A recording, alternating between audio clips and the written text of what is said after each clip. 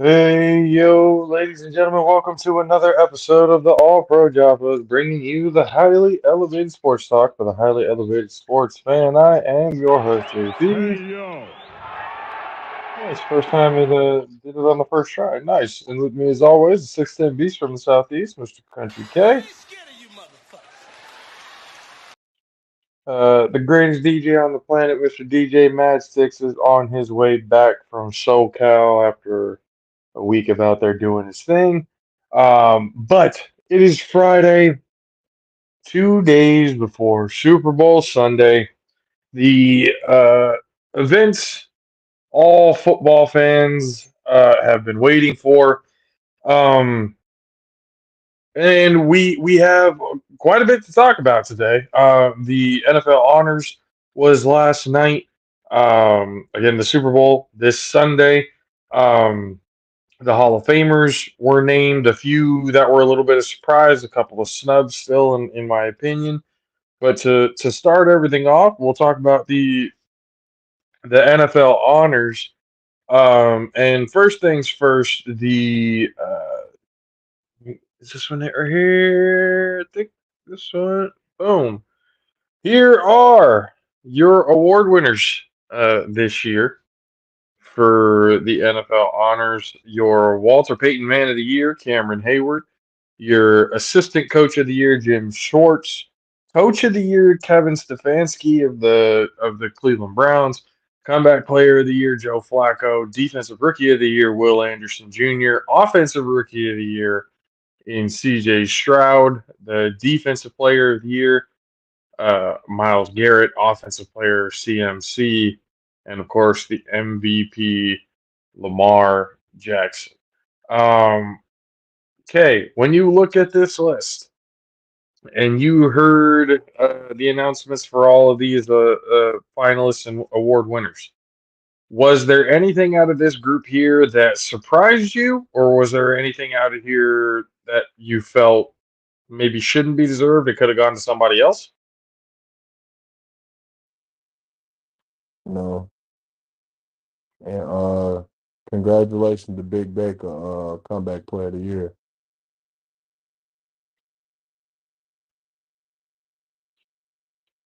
So I'm assuming that's your snub. No, he won it. Baker Mayfield? He won comeback player of the year For who? for my life. For your.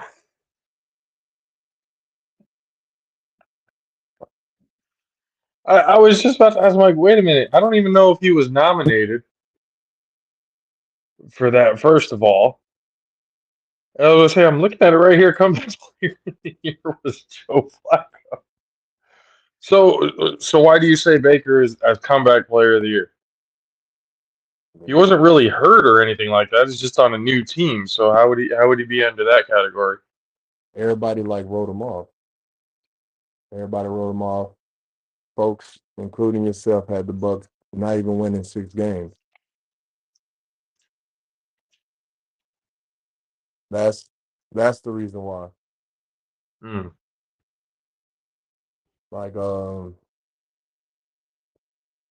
ain't gonna say Joe Flacco don't deserve it because of what he did, like coming off fresh off the goddamn couch. So it's tough. I mean, I feel like it was a snub for sure. I mean, they usually have that award reserved for somebody who. I understand how Joe Flacco win a comeback player of the Oh, year when he only played what Joe Flacco only played like 4 or 5 games in the end of the year. I thought he started midway at around like the seven, or I thought he played like 7 games. I thought he only played 5, 6, but even still, like, let me check that shit. Yeah, I thought he only played like 5, 6, but even still, like me saying 5, 6, 4, 5, 6, you know what I'm saying? 7 is just one more, you know what I mean? I mean, if they didn't give it to Joe Flacco, they were going to give it to DeMar Hamlin, which is who I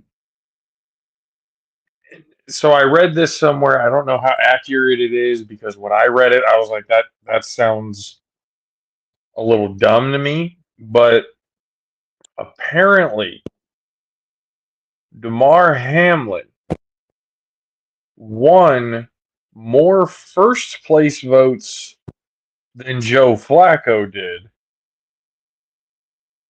but they tallied up the second and third place votes for Joe Flacco as well, and those numbers are what put him in the total over DeMar Hamlin. all right. So Joe I Flacco, thought, he played 7 total games. That was including the playoffs, but he only played 6 games.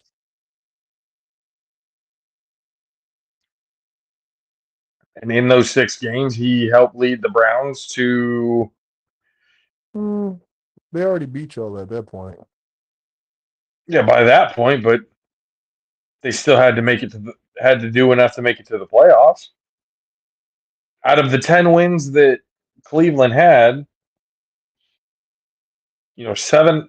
How many of those did Joe Flacco win?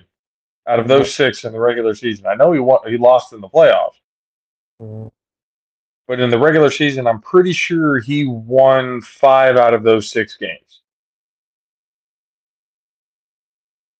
he went 4-2 out of those 6. He went 4-2 out of those 6. Yeah.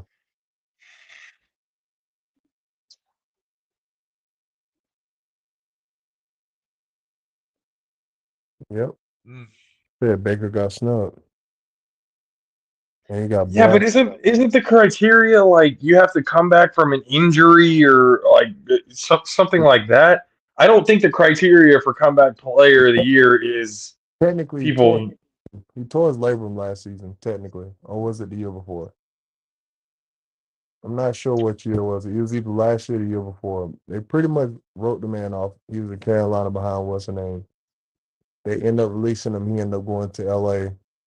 Like the whole journey and all that crap. Like that was mid year through the season. He ended up doing like the last 3-4 games with the Hmm. Rams. Hmm. So I mean, I feel like that's deserving of it, especially you come back and you put up 44 fucking 100 yards, bro. Like after not even playing a lick like that. Like DeMar Hamlin, I guess, because of the injury situation, but outside of that, as far as we don't play on the field, Joe Flacco ain't even fucking play like that. You know what I'm saying? Like he played well during those you know what I'm saying, those technically 4-3. But it's like, come on, like the man exceeded expectations and went to the second round of the playoffs. Like, don't deserve that. I mean, I understand that's my guy, but if he was on another team, I'd probably be saying the same thing. I mean, when you put it in the way of basically the journey to get to this point, like everything that happened last year, and then with the torn labrum, finally settling with a new team, and now they're talking about him re-signing with the Bucks. When before it just seemed like he was going to be a filler for the next guy coming in. I can see how I mean, that's that literally could garner. that's a comeback. Like Joe Flacco was just on the fucking couch. Nobody wanted him. That's a place filler. Like I guess he might get a contract, but it ain't gonna be like, oh, Joe Flacco leading the team. Like he ain't doing that shit. Oh no, no. You know what I'm saying? He's gonna be a backup. Like Baker's gonna lead a team. So you giving this man a comeback player of the year award, he's gonna be a backup next season. Like that's ridiculous. Even if he's on a team. Yeah, no, that that makes sense. That actually makes sense. At first, I thought it was just like, oh, he's just vouching for Baker, but when you actually break it down, from the torn labrum to the bouncing around to 2 different teams and stuff last year to now having a starting spot with the Bucks and like you said, almost throwing for 4,500 yards in the second round of the playoffs. That's a very good point. Very good point. Um, some people were saying DeMar Hamlin. um, didn't deserve the trophy because he really played special teams most of the year, and I think in total, I could be wrong with this, but in total, he only had like 5 tackles. So, but from there, it gets like, well, the circumstances are he was dead on the field last year, and the fact that he was out here playing and putting up some sort of stats is impressive altogether, and that I can agree with. But outside of that, it's kind of,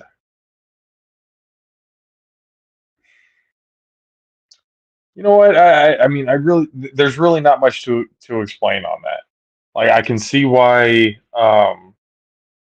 like I can see why people had Damar Hamlin winning it. I can see why people had Joe Flacco winning it. I can definitely see a point for K for Baker being snubbed. Um, some were saying that defensive player of the year was a snub. People were saying T.J. Watt should have won it instead of Miles Garrett. Thoughts? If I'm not mistaken, Miles Garrett played more games. TJ got hurt. Yeah, but at the end of the year, the stats wise, T.J. Watt still led. When it came to stats, he did more than Miles Garrett did, even though he played less games. Uh, Was it significantly less, or was it like really close? I would have to look it up, but I don't. I stats wise, I think TJ, because he only missed how many games this season? Two, one, two, if that. It was like 2 or 3, if I'm not mistaken. So he missed 2 or 3 games, to whereas Miles Garrett played the whole year, And he jumped over a whole human. and still TJ Watt had more sacks. He had more tackles for a loss. Um, defensive plays when it comes to like batting the ball down and everything else like that. He had more. So people were again making the, but like you said, had TJ Watt played the entire season, maybe they would have given him the award. But even then, it's kind of like, doesn't that show how good TJ Watt is? The fact that he played less games and still had better stats than Miles Garrett did?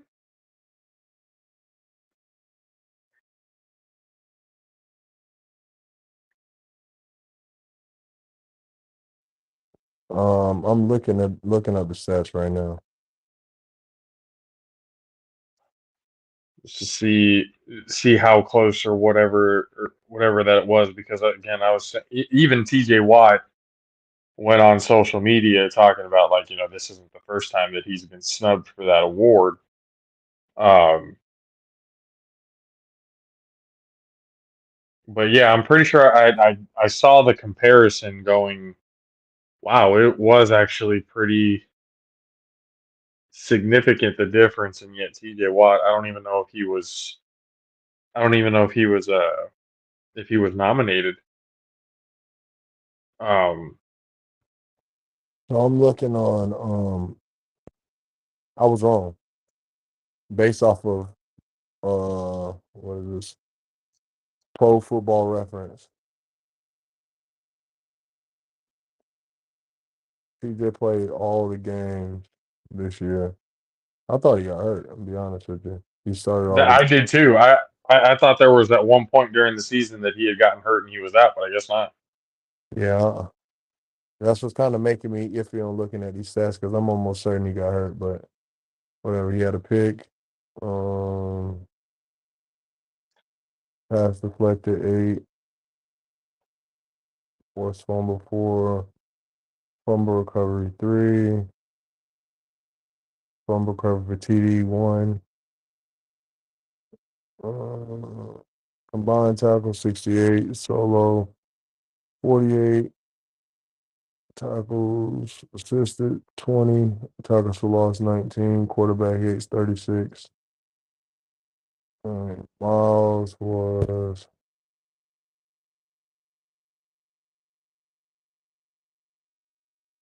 Miles played 16, but I'm certain because they were going to the playoffs. He sat that last game. So no picks, 3 pass deflections, 4 forced fumbles, 1 fumble recovery, no touchdowns. Oh, I didn't fucking say TJ sacks. TJ had he had 19 sacks. He almost had 20 sacks this season. He had 19 sacks. Yeah. Miles Garrett had 14 sacks, 42 combined tackles, 33 solo, 9 assisted, 17 tackles for loss, 30 quarterback hits.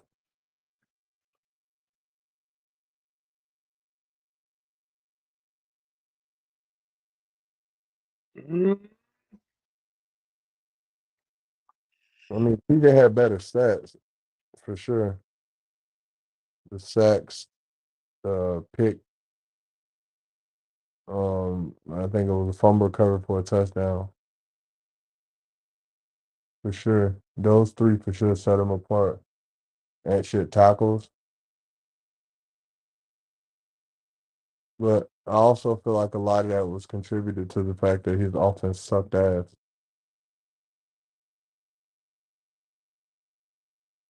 Who, Miles or TJ? Well, TJ obviously. Hmm. TJ was in a situation where the defense was on the field all the time. Hmm. Got to remember, Pittsburgh struggled for a long time before they fired their offensive coordinator. Yeah, but do you really hold that against him? That's not under his control. I'm not saying it's his control, it's his opportunities. He had opportunities. He had more opportunities. I'm not saying it like it's a bad thing. He just made more of his opportunities. But we can say this at one point in time, Cleveland was rolling. Um, they weren't really like defense on the field a lot type of team. You know what I'm saying? Hmm. I don't know. That's just what I think. A lot So, of like, a lot of that shit has. I'm pretty certain it's him jumping over that motherfucker has a lot to do with it, and, and like him like fucking doing the crossover shit like that. The entertainment value of what Miles Garrett did in moments probably fucking got dang on gave him the edge. a little bit of the extra popularity contest boost right there. Well, yeah, I mean, Some certain athletic highlights. they are in the entertainment business, so That they are. That they are. Before we get into the Hall of Fame inductees, here's a quick message from our friends over at Rays. What's up, Jaffo Army? JP here of the All Pro Jaffos, bringing you a message from our proud partners over at Raise Energy. Raise Energy takes a giant leap of faith with instilling a high quality formula to bring the consumer a powerful yet sustained energetic experience to help us put your workouts and focus in general to the very next level. Perfect for anyone at any time. Raise Energy has become the most popular, the best rated energy drink on the market to date, with a phenomenal flavor profile that puts most of the competitors just downright to shame. Powered by the enhanced refresh technology, Raise Energy delivers with a performance enhancing energy drink profile that aids in the most often overlooked categories, which include targeted focus, enhanced recovery time, as glycogen becomes depleted, improve clean energy levels, boost in stamina and in hydration. Most importantly, Each can of Rays has absolutely 0 calories, 0 sugar, 0 carbohydrates to give you a smarter and healthier option. You should not have to drink or settle for any other energy drink that contains more sugar and carbohydrates than you can count. Instead, opt for the smart choice with the #1 fan voted energy drink on the planet with Rays Energy Drink. Use the promo code ALPHARAYS at checkout to get 15% off of your order. Demand more. Join the Rays Rebellion. Let them know the JAFFOs sent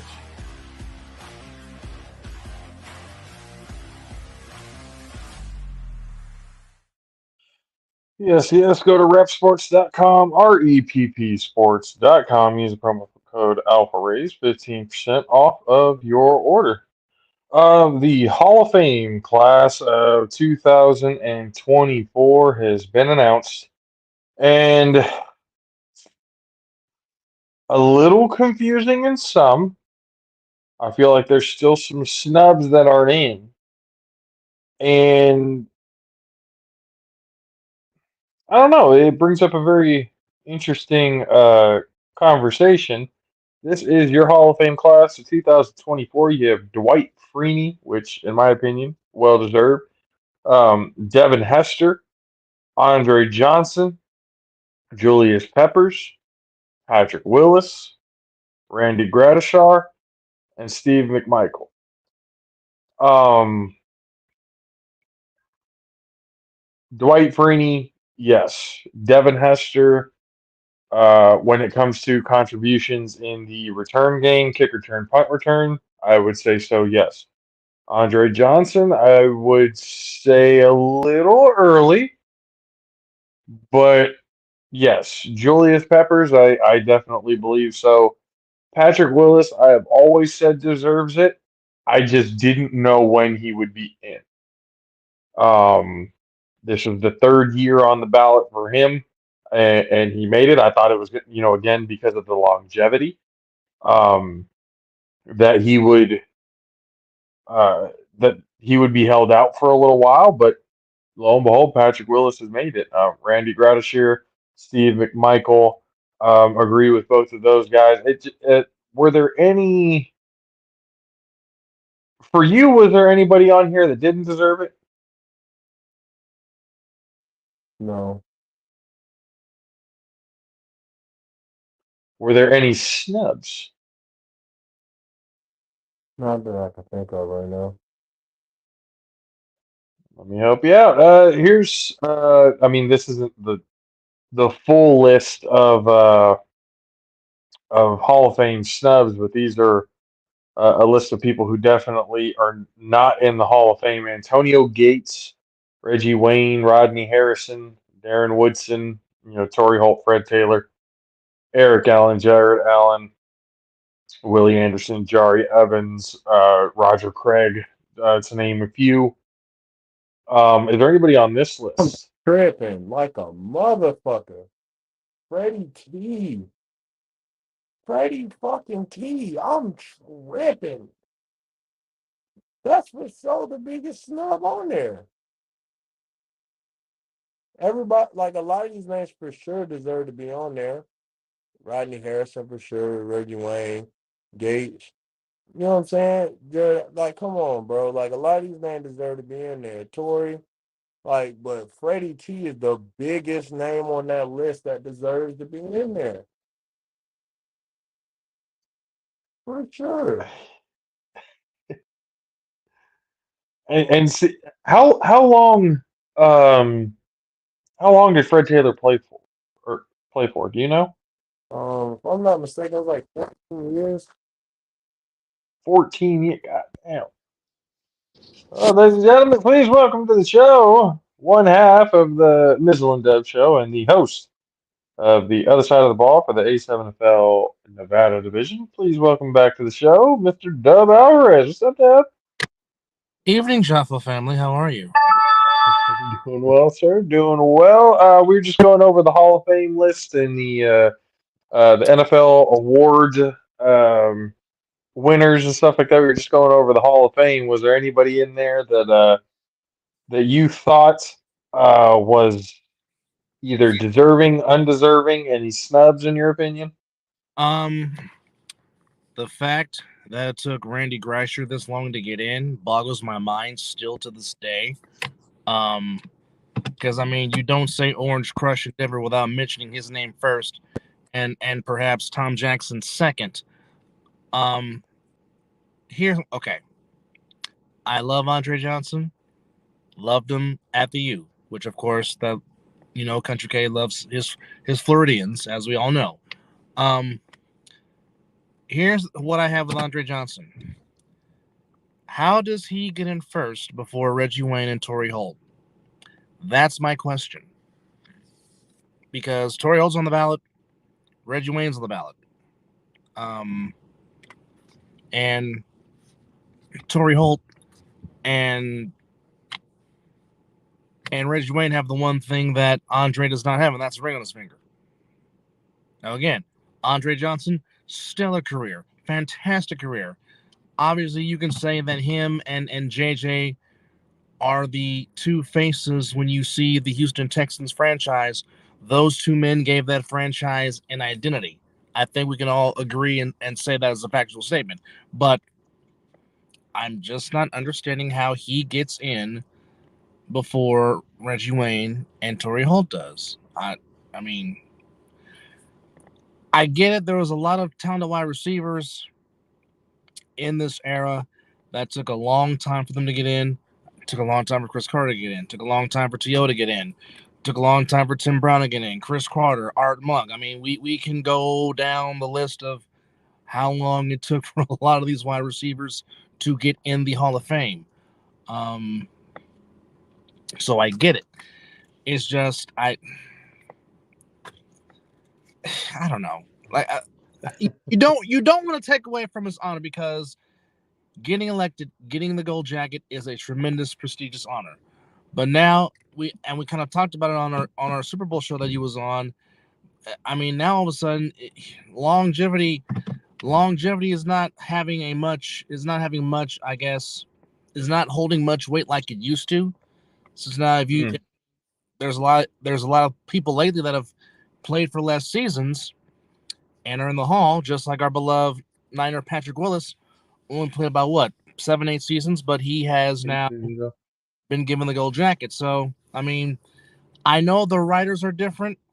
I know there is one particular writer from the market that presents their case to the Hall, and they plead their case, and then the Hall decides whether they elect them or not. So I know the process is different, which, for lack of a better term, you can agree, disagree. It is what it is. But I mean, they got in there. They get to have their place. They're cemented for life with their bust in Canton. But there's just some people I would put in before others. But that's just my own story. But on a side note, I know he's battling ALS, Lou Gehrig's disease, but I'm very happy that Mongo got his due. Although I know he won't enjoy it like he would love to. But I'm glad that he got his due, and he's being put in Canton. I mean, it's quite amazing how this big mountain of a man that also was a wrestler for a lot of years, who I actually got to see live perform in person. Now he's just a shell of himself. But I'm glad that another person from the '85 Bears gets to take their place in Canton. So I'm very happy for Mongo. What do we think goes into the decision? Because again, like Kay was just saying right now, how Fred Taylor's not in the Hall. You just mentioned, Torrey Holt, Reggie Wayne, Antonio Gates, Rodney Harrison. Just again to name a few. We had a conversation about Roger Craig on your show the other day. Well, what do you think goes into that? Here's another name for you. How in the hell Darren Woodson's not in the Hall of Fame? You mean to tell me that the only defensive player from the Cowboys dynasty of the '90s, the only player on defense that's in the Hall of Fame is Charles Haley? That's a problem. Now, yeah, you can say Dion, but Dion played for the Niners and Cowboys. But Darren Woodson, like Charles Haley, was a part of all three. And we know Charles Haley earned his way to the Hall of Fame. But I mean, Darren Woodson's not in the Hall of Fame. Like some Somebody explain that to me, please. Like, what am I missing? What am I missing? It makes me wonder if, because it kind of makes me lead back into like how baseball does their thing. Yeah, you're not wrong. You know, if they didn't, it makes me wonder if the relationship with some of these guys weren't necessarily in the greatest light. Um, because again, you look at the numbers, you look at the achievements, you look at everything that they did for the game. A lot of the people that are not in, it is wild to see some of these names of people who aren't in. And then again, you look at some of the people who are, and it's like, well, it's not so much to go say is they're not deserving, but more deserving over these people. I'm not too sure about that. It just brings up a. It really makes you wonder how much of it is a popularity contest as well as stats. Like, do the stats not matter as much as they used to? Obviously, longevity doesn't necessarily matter as much as it used to. Um, we know that, for example, because of Patrick Willis, which again I have more than enough time said he deserves to be in the Hall of Fame. I just didn't think it was this soon Right. Right. that he would be in the Hall of Fame because again the longevity. Um, he did make the Pro Bowl pretty much every year that he was in. He made the All Decade team. A Super Bowl appearance. Leading tackler, all of that stuff. He was a hell of a linebacker. I just thought because of 8 years, they wouldn't put him in until a few more years down the line. But then Torrey Holt has a ring on his finger, put up great numbers, part of the greatest show on turf. You can't really talk about that team without talking about Torrey Holt in some way, shape, or form in that conversation. Not to mention some of the best hands you'll ever have, even though he has a crooked finger. Like Kay said, Fred Taylor was, one of the more fun to watch running backs. Absolutely. In and now he's not in, and it's just it's like, what kind of relationship did y'all have with the media to where they're not even considering you guys? Roger Craig, how do you not consider him? Like, how the decisions are weird, man. I don't understand some of the decisions that go into putting the guys in. Well, look at it this way. Okay, you look at the teams with dynasties, like the 70s Steelers. Most of their key cogs are in the Hall of Fame. Um, you look at, I mean, heck, you look at K's 2002 Buccaneers. Mostly every key cog in the Hall of Fame, or on that defense is mainly in the Hall of Fame. Sapp, Brooks, Lynch, Rondé Barber just recently. I think the only one that's not in there, and Kay, you can correct me if I'm wrong, I think the only person that's not in there from that defense is Simeon Rice, if I'm not mistaken. But, I mean, they're celebrated. Um, I mean, you look at the 89ers, Montana, Lott, Rice, Aaron, Young, he's in there. From the last team that won the Super Bowl in '94. But I mean, the '72 Dolphins, Zonka and Nick Bonacani, those people. So I mean, there's significant players from those dynasties that are in the Hall of Fame. Um, I don't know how many Patriots other than Brady is going to get in besides him and Moss. Because I mean, you think Teddy Bruschi might have a case. You think Richard Seymour might have a case. I mean, the name you just mentioned, Ronnie Harrison. I mean, he has a case. It really is a matter of, okay, were you a moody football person? Were you this and that? I mean, again, I know this for a fact in baseball. I mean, some of the old writers just, if they did not like you, they would just hold that grudge until they died, which is unshame because if we're talking about what you did on the field, and that is strictly the criteria of what you did on the field, then really how I treat you in the press really shouldn't matter, but there is a there does it does happen when it does pay off when you are classy and you're a stand-up person and you're a gentleman and you do this, that, and the third, and then they're the ones that are categorized as pricks. But you can't you can't deny what a player does on the field to give them that accolade of being called a Hall of Fame player, because to me a Hall of Famer is a person that changed the aspect of the game. And I know now some players are saying, well, these guys are now, I mean, if they were in the Hall of Very Good, they would be their first ballot. But, it's like, okay, well, which one of these players are game changers? Dwight Freeney was the sack machine. Absolutely deserves to be there. Julius Peppers absolutely deserves to be there. Um, I mean, not many guys can do what Julius Peppers did. I mean, Julius Peppers was a freak athlete, because Yeah. people forget he played college ball in North Carolina in addition to playing football. So, Yeah. I mean, his height, his wingspan, I mean, he definitely was a game changer. Devin Hester. Not many people remember him as him playing safety. They remember him for what he did on the kickoff returns, punt returns, and oh, by the way, there was a few years that he played wide receiver for the Bears. So, and plus Not great, but yeah. he had the all-time record for returns for touchdowns. So when it comes to returns, Devin Hester's the goat. So you have to put him in there because you know that stands for something. I mean, just the names that are on the first ballot next year. You got Luke Kuechly on the ballot next year. Eli's on the ballot next year, first timer. Terrell Suggs, first time on the ballot next year. Marshawn Lynch, first time on the ballot next year. Um, and I mean, as much as I had to say this, and some Giants fans might think I'm a hater, but I mean, more than likely, Eli's going to get in first ballot just because of the fact that he beat Brady twice, and one of those times the Patriots just happened to be 18-0. So he's probably going to be in first ballot if it happens. Um, about the other ones, I don't know. I mean, Marshawn definitely has the credentials of being a first ballot Hall of Famer, but I don't know if they'll put him in on the first ballot.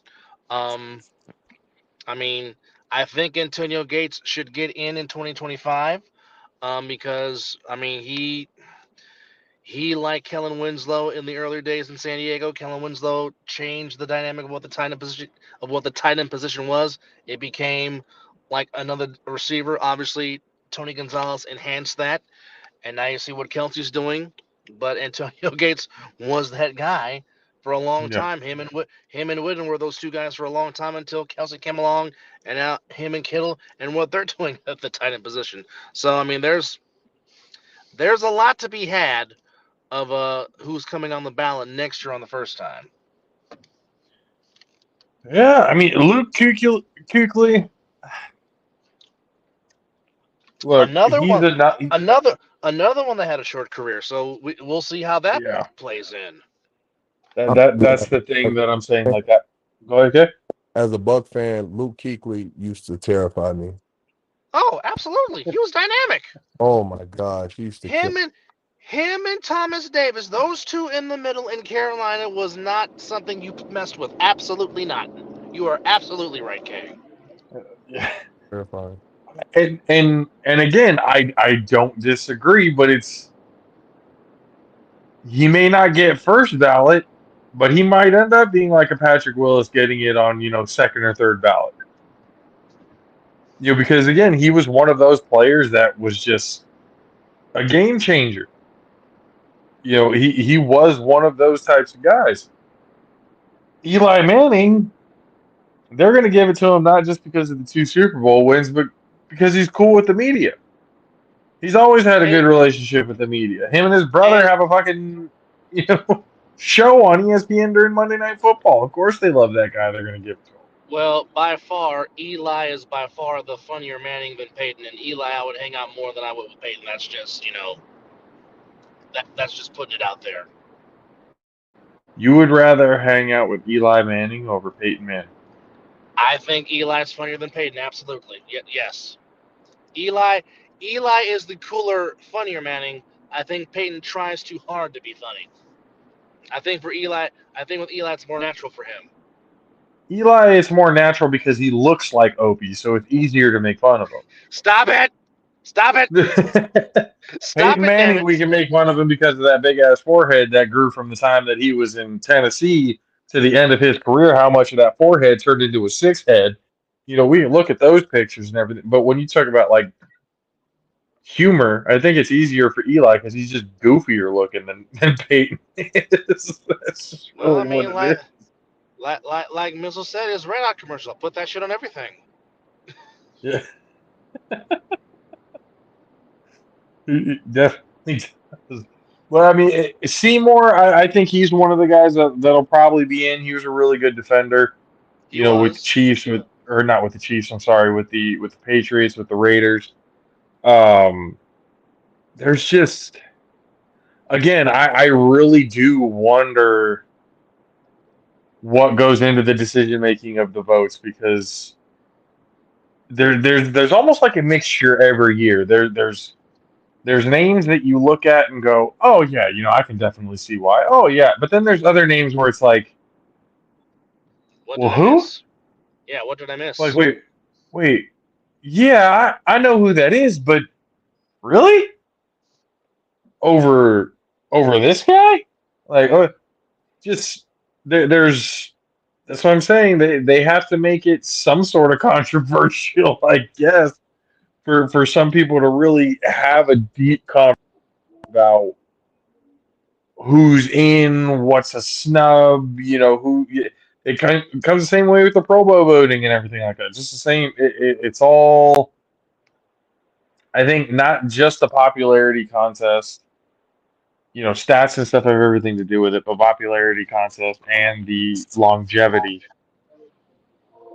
do, at least for me, that's what makes a great player. Not just the fact that you did it all on the field, you did it for a long time, and pretty much throughout that whole time, you were one of the top 5 players in the league, or at least at your position during that time. So it's kind of and some of them are for sure a hit or miss. Some of them you can throw up there. You really understand. You really know that yes, absolutely deserving. But then there's some, like I just said, that I don't know. Mizzle, I do definitely uh, agree with Antonio Gates. He was one of my favorite tight ends growing up to watch. Um, he was one of my go-to tight ends when it came to fantasy too. So he gave me some good points when it came to that. He was Philip Rivers' favorite target at that point. So Well, just to add more names on the first ballot next year, Earl Thomas, first time on the ballot next year. Clay Matthews, first time on the ballot next year. Oh, by the way, we have a kicker on the Clay ballot next year, first time. Clay Adam Clay Adam Matthews. Vinatieri. Clay Matthews Jr. on the ballot first Damn, time he this year, just yes. retired, huh? I thought it was Yeah. a little while ago that he retired, but okay. And then another one near and dear to our hearts, JP. Joe Staley is on the ballot for the first time next year. Oh yeah, that's a first ballot. That's not even close. That's not even close. Joe Staley definitely first ballot Hall of Famer. I do not even think that's a question. I agree with that. Mr. LASIK himself used to hear him on the commercials all the time with the LASIK eye surgery shit. After he got I like Joe Staley. He was a good tackle. No, Joe the Joe Show was comedy gold on 49ers.com back in the day, that's for sure. definitely deserved to be a lifer in a 49er uniform and definitely deserves to be in Canton first ballot. For sure, he was one of the best left tackles for his entire career. Oh, absolutely. So so many. See, Clay Matthews though, I don't think I would give Clay Matthews the first ballot entry.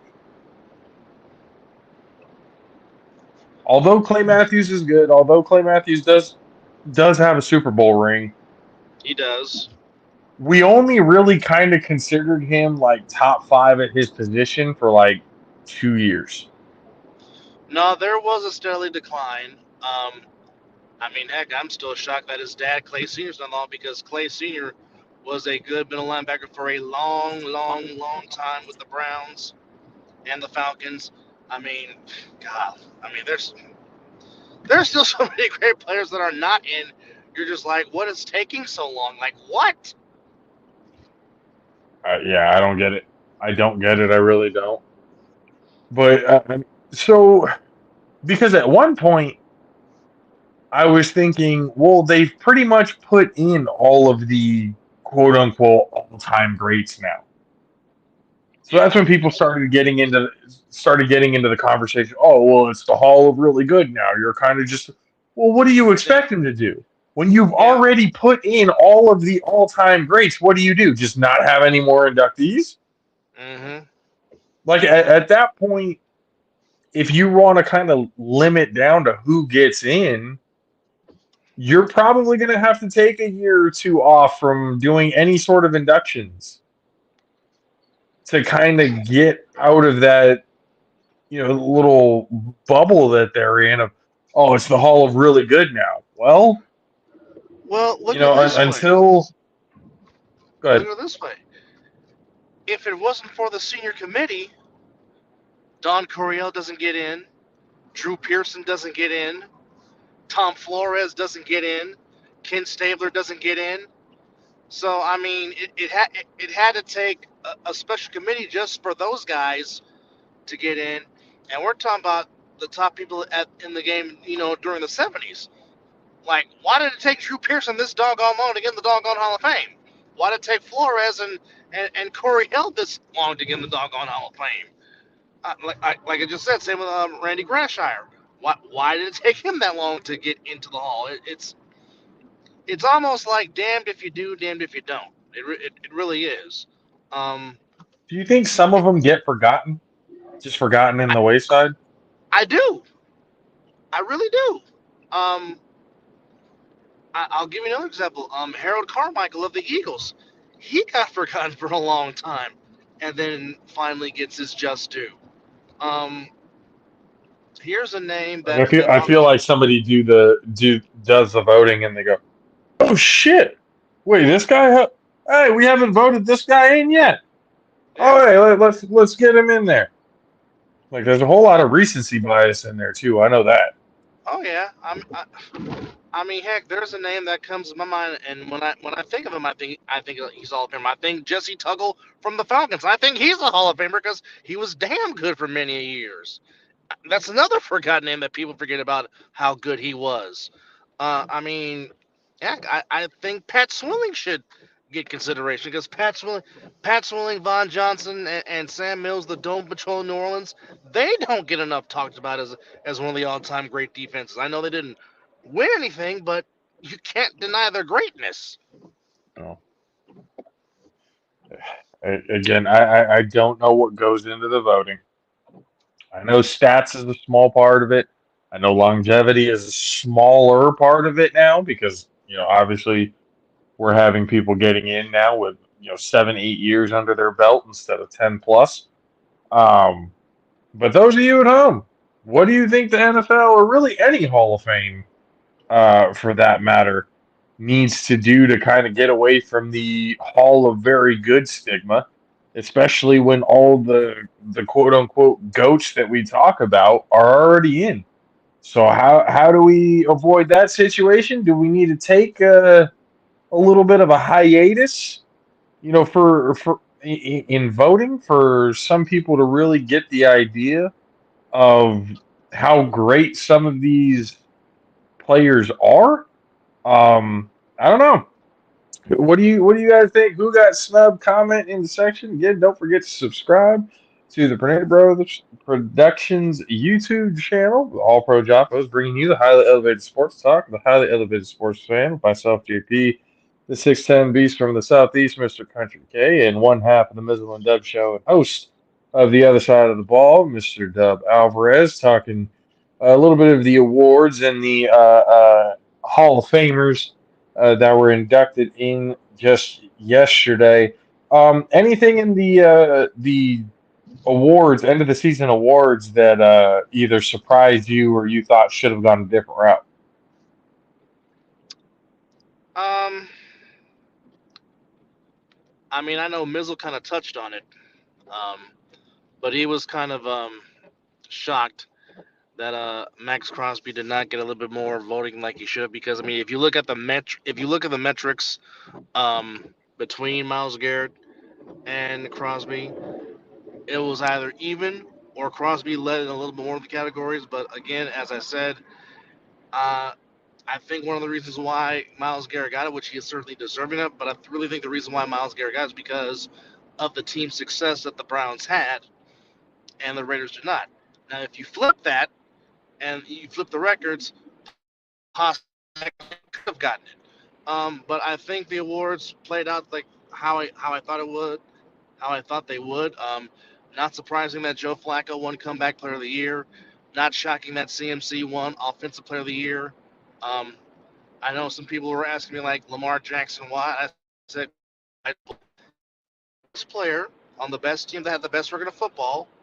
And here's what people don't understand: this is a regular season award, not postseason.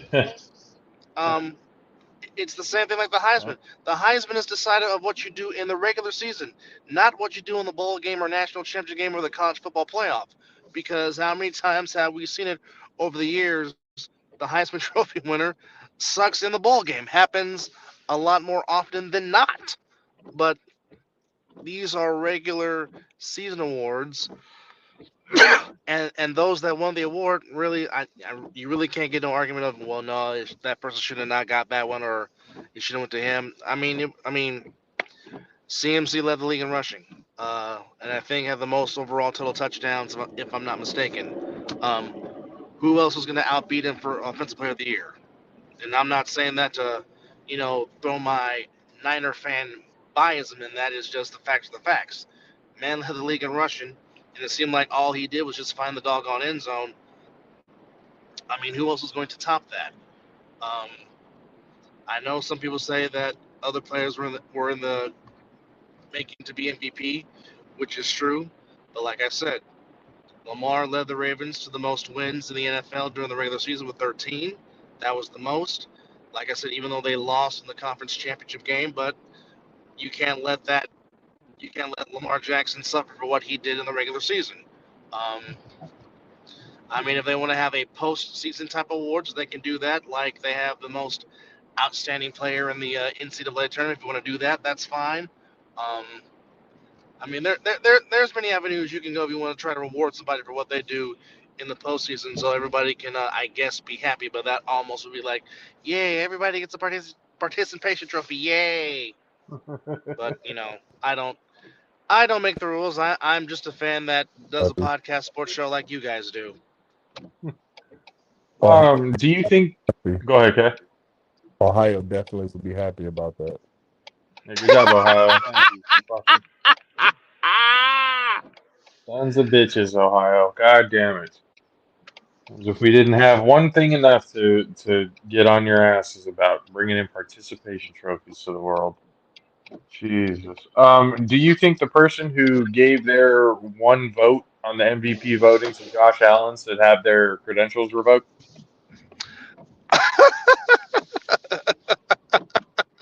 Because I Well, sure as hell do. if he's from Orchard Park, New York, I get it. If he's in Buffalo, I get it. But I mean, it makes no sense. But I mean, hey, if that's your guy, that's your guy. If you're gonna vote for your guy, you're gonna vote for your guy. I mean, that's just I get it. I understand it. That's crap, is what it is. Doesn't necessarily, again, doesn't make horse sense to me. But there's a lot of stuff writers do that don't make horse sense to me. So I mean, they're on the same category. But I mean, I don't think the one vote for Josh Allen is not going to make a difference in Lamar Jackson not getting the Most Valuable Player award. Right. Which No, I think that one person just wanted to be a fucking oddball and not give him the unanimous MVP. Of course. There's always that one writer who wants to go against the curve type of shit. There's always one, absolutely. There's always one, no question. And what better way to go against the curve than to vote for somebody who literally shouldn't have even been in the top 5 for MVP candidates? But I mean, Again, I don't know how the hell you can throw close to 20 interceptions and be considered MVP of anything. In that case, might as well have given it to Jameis Winston when he went Mr. 30 for 30. Oh God, don't get Case started. Don't do it. Well, Don't. I'm making the example of why would you get You're right. rewarded for shit work? Oh, when CJ Beathard played with the Niners. Yeah, couldn't read pressure to save his fucking life. That's why he looked like a crash test dummy every time he got hit. He had no idea it was coming. No idea it was coming every single time. The dude was so oblivious in the pocket, it was insane. Fuck it, give that guy the MVP. Shit. Like if that's what we're doing now. I'll give him the MVP for his toughness, and that's about it. At that point, it's not toughness; it's just stupidity. Your body has probably shut down to the point. You know what? We've been getting our ass beat for so long. We're tired of feeling the pain. Just shut down. We're done. Whatever it is that we just get up, Loopy. How we do this? So, I think Lizzle was trying to say Jason Taylor, not John Taylor. Yeah, Jason Taylor still grinds his gears about how he got in the Hall of Fame.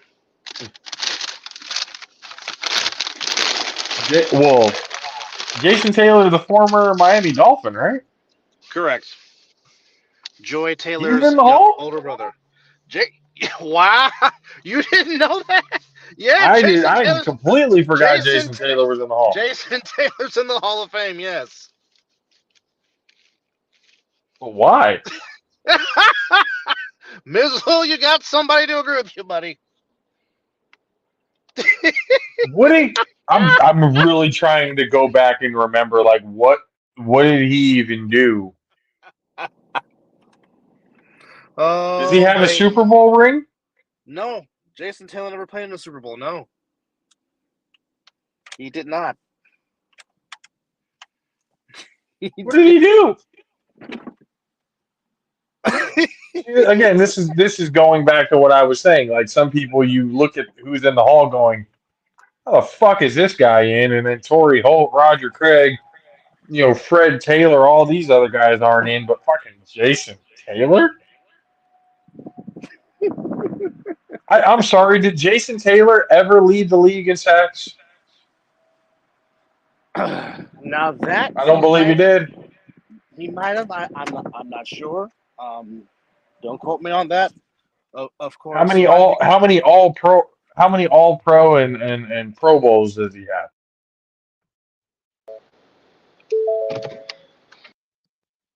I'm gonna assume not very many. At least not first team all pro. And if he made the Pro Bowl, he might have been an alternative. Well, this is how I define Jason Taylor's career. The Monday night game to where the Jets came back at him and his facial expression, in a sense, became a meme, almost like Richard Sherman. That's how I remember Jason Taylor. Is that just off that one game? Sometimes they just give it to anybody, man. You kiss enough ass to the right people, I guess you get in. I guess so. I was like, didn't he have a stint that he was one of the talking heads? Like on ESPN or something like that for a little while? I don't know, but he was a Washington Redskin. That I do know. I think that's where he finished his career. Okay, so he played for the Dolphins and the Redskins, and we're supposed to act like he was really worth anything of Hall of Fame credential? This is unbelievable to me. Again, we really need to go down and talk to these Hall of Fame voters on what they are really looking at when it comes to the Hall of Fame voting, because this is it's starting to get ridiculous now. Before we get into the meat and potatoes of the conversation, the Super Bowl preview and predictions, ladies and gentlemen, here's a quick message from our friends over at Bud Love. What if I told you that Bud gets better? Introducing Bud Love, the long-awaited herbal blend that's designed to be mixed with your favorite bud and enjoyed together, like the mixer in a cocktail.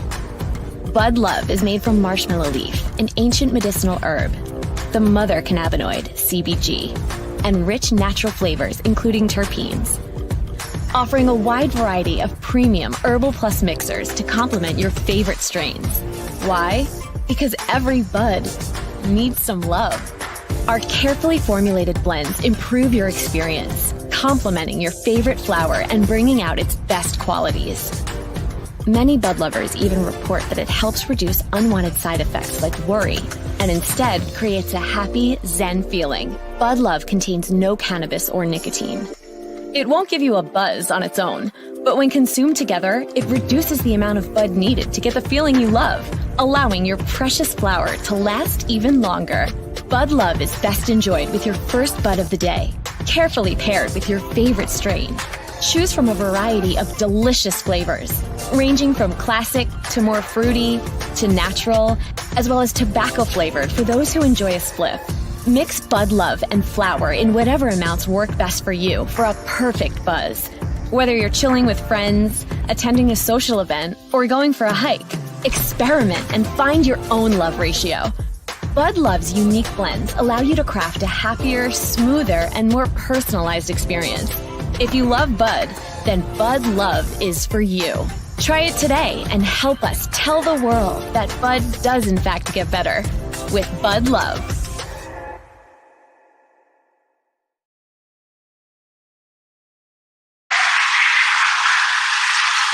Yes, ladies and gentlemen, go to budlove.com. Use the promo code JAFFOARMY for 15% off of your first order. Now, Super Bowl Sunday in 2 days. And this whole week, apparently somebody's trying to fuck with the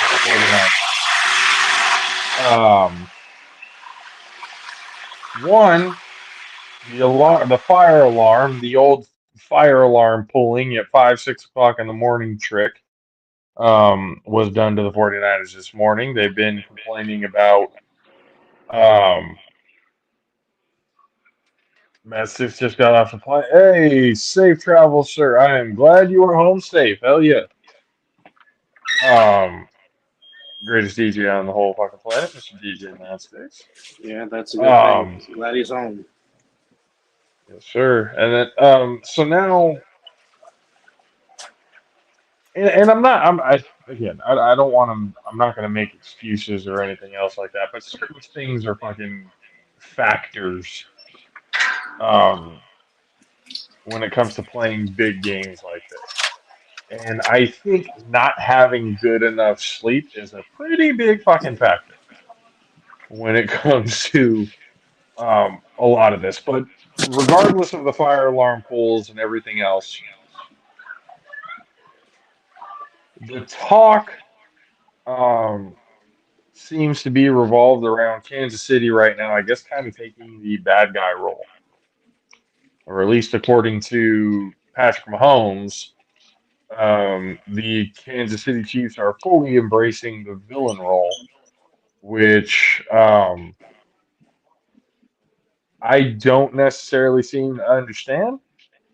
Uh, Considering I feel, at least from what I've been reading throughout social medias and everything else, I've seen more praise for the Chiefs than I've had at all of the 49ers. So is this another one of those cases where, you know, athletes just trying to make up scenarios to add an imaginary chip on their shoulder to play better? I don't know, but I mean it's just okay. Well, I mean now the Chiefs are becoming like the Patriots. Fourth time in the last 5 years they have represented the AFC in the Super Bowl, and it's like, damn it, go away. We're tired of seeing you. Yeah. And I think and I think that's what I mean when it's by embracing the villain role. But as Ric Flair said many a times, to be the man, you got to beat the man. And if you're tired of seeing the Chiefs in the doggone Super Bowl, then beat them. Beat them in the playoffs. Beat them in the Super Bowl, which is something the Niners will try to do because there's 10 players from each team still remain from that game in Miami back in February of 2020, to which we all know Niners were up 10, lose by 11. You all know about 3rd and 15 and Bosa being held and Tyreek Hill running downfield, wide open by himself, E-I-E-I-O. Mm-hmm. However, What it's gonna well, first off, and I just found this out today. Once again, Joe Thuney, the Chiefs All-Pro guard, will not be playing. He is out. Jarek McKinnon is questionable, but Armstead and George Kittle are good to go because Kittle hadn't really practiced the last couple of days with the whole toe thing. But this is the Super Bowl. You're gonna tape it up and give it everything you got. But I think what it's really going to come down to is one-on-one matchups. Who can win the one-on-ones when you have one-on-one matchups? And it's a tale of two things. It's the Chiefs' fourth-ranked passing defense versus the Niners that can score 20 points because the Chiefs don't score like they used to with no Bieniemy. But again, I focus on the 18th ranked run defense of the Chiefs, and I go back to what the Ravens did not do and how they ran the ball 16 times and averaged 5.1 yards a carry, and they did not run that down the Chiefs' throat. You can run on the Chiefs.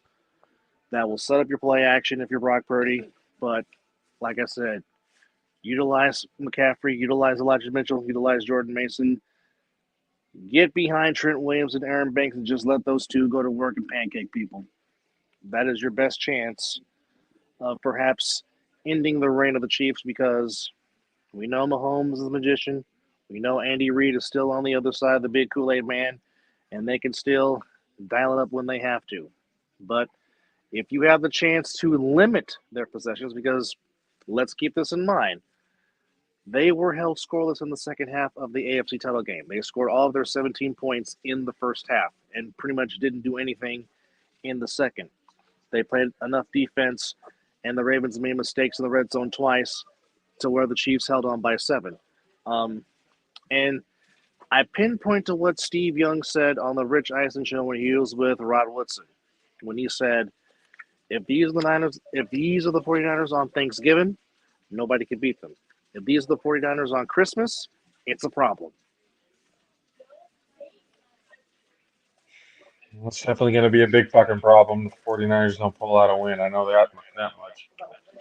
I am going to be highly upset. I've been wanting to buy a Super Bowl jersey for a long time. I want a Super Bowl T-shirt. I got enough NFC Championship T-shirts. I want a Super Bowl T-shirt. Dadgummit.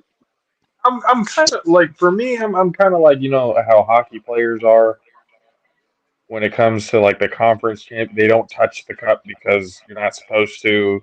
They It's don't touch supposed to be all about the Stanley Cup. Yeah, they don't touch the conference championship trophy at all. You're right, absolutely right. Yeah, I'm kind of on the same boat when it comes to that. I'm not going to get an NFC Championship shirt. I'm not going to get any title shirts or anything like that if we're not holding up the Lombardi at the end of the year because none of it means anything. Super Bowl participation and an NFC Championship is not good enough. So I'm not going to run around and parade an NFC Championship shirt knowing that the game after we got our asses kicked. I'm just not going to do it. Okay, any thoughts going into this game, like preview wise, or anything that you think needs to happen for either of these teams to pull out the victory? I mean, I told y'all on the other show, Pat Mahomes battled negative 27-degree weather. Y'all ain't shit compared to that. So you might just go and cancel Christmas 2024. Sorry for it. Ruben Studdard revisited or some shit like that, whatever. So pretty much because the Chiefs battled the elements and won, it's a foregone conclusion apparently. Which one of them motherfuckers on the Niners played in negative 27-degree weather? None Like, of them did because nobody was playing in the AFC at that point. I mean, if this is a tractor competition, your quarterback would be solid. But I'm certain negative 27-degree weather, he's never played in that. The NCAA has never let him play in that. No, I don't think it gets that cold. Does it get that cold in Iowa? He was in Kansas yes, City. it That's can. It can get that cold in Iowa. Yes, it I'm can. talking about for Brock Purdy if he's had any experience in extreme cold. Oh, Again, he's understood what you meant. I'm saying his college isn't that far from Kansas City. Yeah, but I don't think Iowa's ever gotten negative 20-something degrees fucking weather. I'll have to confirm that with Carbajal, but I mean it gets cold up there. Yeah, I don't doubt it. The Midwest always gets pretty fucking cold, but I mean, again, indoors, there's no talk about experimental fucking turf being used again, is there? Because if they're gonna pull that no. shit again, I swear to God, As far as I know, no. no more experimental crap in the biggest game of the year, NFL. No, That was a no, horrible thing that they did last year.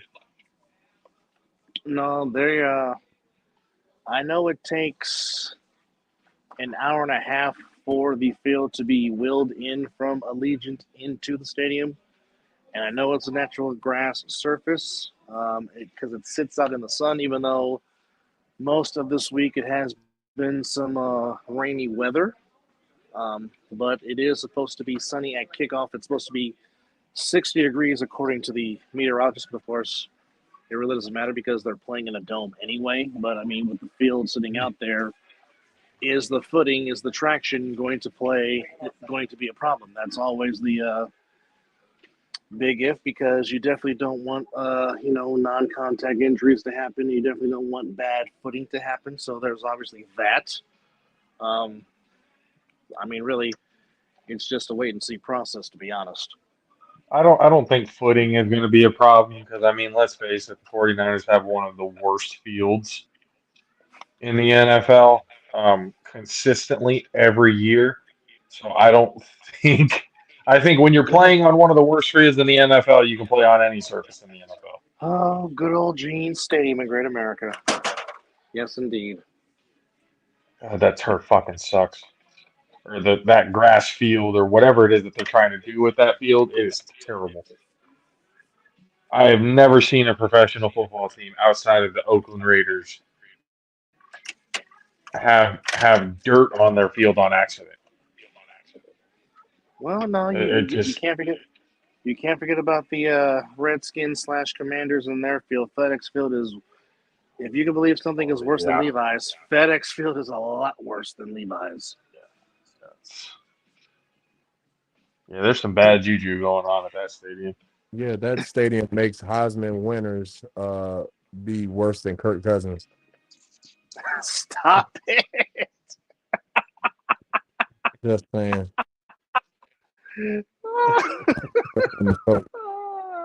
From the organization all the way down to the field, it sucks out in Washington. Jesus. And I used to love RFK I don't Stadium. That was know. one of my favorites. And that was one of my favorite stadiums. I loved RFK. I really did. Yeah. As soon as the owners, especially out there, catch wind of that, that's when it's time to screw it all up for everybody because nobody can have that much fun over in Washington whatsoever. Fun not allowed. Um, I'm still trying to figure out how they came up with the fucking hogs dressed up as like the lady hogs. I don't The know how hogs. that came to be when your team's name was the Redskins. I don't get it. Well, they love But then their again, offensive line. They love their offensive line. The hogs and the yeah. hogettes. Jeez. Yeah. I mean, I The don't. super fandom of some people is pretty crazy. Yeah, I mean, there. I mean, you don't see it now over there in Landover, Maryland, but I know when RFK was still going strong, they were out there. They were out there definitely representing for sure. Yeah, I don't think with the team being as crappy as they have been, I don't think that tradition is still going. You're not wrong. I haven't seen them on TV. They used to showcase them on TV all the time. Yes, they did. Yes, they But did. I haven't been seeing anything. Um, No. but now getting in. this Super Bowl is the closer we get to the fucking day, the more and more stressed I get. Tomorrow, I don't feel like I'm gonna get a whole hell of a lot of sleep. Um, and I don't fucking know, man. Like a part of me has that real bad feeling. Oh, there it is. That's that. I know I'm about to lose feeling. Don't worry. Like I have a 6'10" shadow over my shoulder, putting going. It's okay. It's I'm not saying that at all. So don't put my schematics. not okay. No, be like I Shadow. fucking told you so. Really, is what. I mean, hey, look, it's not me at this point. It's tradition or history or whatever you want to call it. Like Kyle Oh, Shanahan, if it happens again, it's tradition for sure. Kyle Shanahan's B Rabbit, and I don't know how long y'all gonna put up with him. Like after he lose Well, this, again, we need the evolution to happen for it to be okay. I don't know what evolution you're looking for because I'm certain that fucking monkey has turned into a human and died. So I don't know what you're looking for now. I think you're looking for a plant to grow up from where the grave is. Like I think you're looking for more dynamic, like waiting on fruit or something. I don't know. Like I'm not sure because I'm trying to figure out. Shanahan loses the Super Bowl. How long do y'all put up with him? Well, I don't know because, like I said, he just signed an extension, so he's going to be there for a minute. Now, if it turns into consistent losing, then maybe you might have something. But I mean, here's here's the thing: 4 out of the 7 years that he's been here in Santa Clara, he has made the playoffs, and he's been in the Final Four in every one of those runs. So his final game has either been either in the conference championship game or in the Super Bowl, which again, there are no participation trophies for losing the Super Bowl. Yes, winning the conference championship is nice. It's the second time he's done it. But I mean, like Kobe said with the Lakers, we don't hang division banners. We don't hang conference championships. It's either the NBA Finals or it's nothing. And with the 49ers, it's very simple. It's if it does not have Vince Lombardi's name on it, it means nothing. So there's a lot of pressure on Kyle to get this because Kyle does not want to be known as this big game choker. He does not. Now again, half of that is on Dan Quinn in Super Bowl Already kind 50. of known that. Dan half of that's on Dan Quinn for Super Bowl 51. Super Bowl 54 is all on Kyle, without question. Like I said, don't try to be cute. Don't try to think you're the smartest man in the room. Again, if the run game is working and the Chiefs can't stop it, by God, be like be like John Riggins, give the Diesel the ball and let them run down their throats so they can't do nothing about it no more. If the run game's working with McCaffrey, Mitchell, and Jordan Mason, by God, don't go away from it. Don't try to be cute, Kyle. Stay out of your own goddamn head. They already call you a genius. There's no need to prove anymore. Just play the game. Yes, that too. Do with what got you there. Oh fuck! I'm still not. I'm not feeling good about this. I'm not feeling good about this whatsoever. That's lovely. I'm not even gonna lie to I mean, you. I've been taking kind of the pessimistic route most of the year. Throughout the playoffs, I've definitely taken a pessimistic route, but I have never been more pessimistic about a game than this fucking Sunday. Don't worry. There's something going on in my head right now that's telling me they're about to lose by 3 touchdowns. I Watch. hope Like this was like I hope it's not affecting you too much because we got practice tomorrow. So you know, that's the only thing that's gonna at least take my mind off it for at least 3 hours.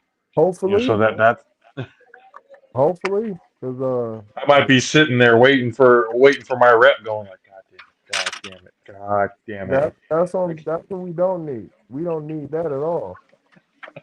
Because you're not playing in the Super Bowl. Your team is. You don't win shit unless you bet money. You don't win a damn thing. Like They don't have George Kittle come to your crib like, oh, Josh, we won, and y'all have a little celebration or some shit. Like none of that happens. Well, here comes some news to line up your day. Trent Williams just said that he's not going to retire, even if the Niners do win. He's going to play a couple more seasons. So there's that. Want to give I you a little mean, bit of good news. that's cool, but I mean, to be honest, I'd rather you win the Lombardi and retire than to not and play 2 more years and still not. Well, you might Like well that. put your seatbelt on. Well, I just have to use the old cliche, my friend. You just gotta have faith. Yeah. Sometimes faith comes back and kicks you in the ass, though, to give you a little bit of a humble pie. Um, and why I say humble pie is because, and Dub, you and I have been in just as much agreement on this as Country K has. Um, Something's coming to kick the 49er fan base in the testicles to be humbling them, because there's been way too much shit talking and invalid shit talking for any 49ers fans to be saying anything right now is just baffling to me, because again, we are in the territory of being just like Cowboys fans. We haven't done shit, yet we're acting like we have. I love UE40, but I'm not a fan of music, especially not when we haven't done shit. Like, What E40? What did E40 put out a new song? Did oh I yeah, miss he that? put out a theme song. He put out a theme song. No, another one. Oh, Beautiful. I think he did. I think he put up another one. He did the Bang Bang Niner Gang one last time, and I Mm. think he did Well, another one. Mm. well, well. That's a song that's not in my playlist, and I love my fellow Vallejo, but I don't. I'm old school to the core because I don't call Snyder Nation. I don't call Snyder Empire. The fan base is known as the Faithful. That's who we are. That's our name. That's who we are. That's all there is we need to know. That's who we are. That is the fan base when you speak of this franchise. Not all that other crap that people are trying to say. No, no, no, no, no, no, no. Stop trying to give us names that don't fit. And please, people, for the love of God, stop saying Quest for Six. Stop it. There's bad juju in that hashtag. We need to knock it off. We've been using it for way too many years just to be, again, get a nice swift kick in the testicles for a piece of humble pie. We need to come up with something different. I don't care what it is, but Quest for Six needs to stop. That hashtag needs to die, along with a lot of the arrogance of a lot of the fan base. Jesus Christ, this is just ugh. Preview wise. Again, on paper, we should win, but Pepper gets wet. huh? Pepper gets wet. Hey, what do you mean? My point of saying is papers are strong enough to fucking support anything because it gets wet.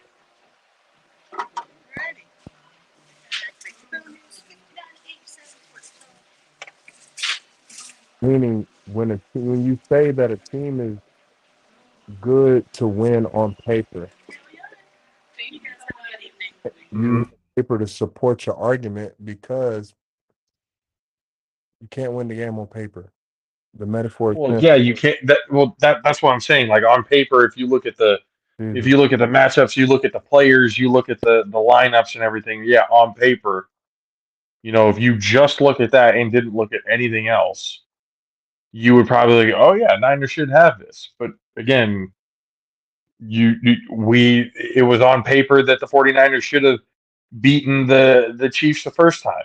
It was on paper that the 49ers should have beat the Ravens, back with Kaepernick. It was on paper that, the 49ers should have won the Super Bowl last year. But, paper doesn't mean shit because right now it's the big game. All of that goes out of the window.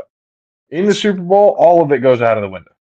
Doesn't matter what you did during the regular season. Hell, it doesn't even matter what you did in the playoffs up until this point. It only comes down to this game. And there are things that the 49ers defense needs to do in order to keep this at least somewhat of a game. I had a conversation with somebody on social media. They were saying that Brock Purdy was going to win the Super Bowl MVP with 275 yards and 2 touchdowns. And I said, no, that's if they're going to give Brock Purdy the MVP, he needs to throw for over 350 yards and at minimum 3 touchdowns. And each one of those touchdowns has to be to a different person. It can't be to the same person.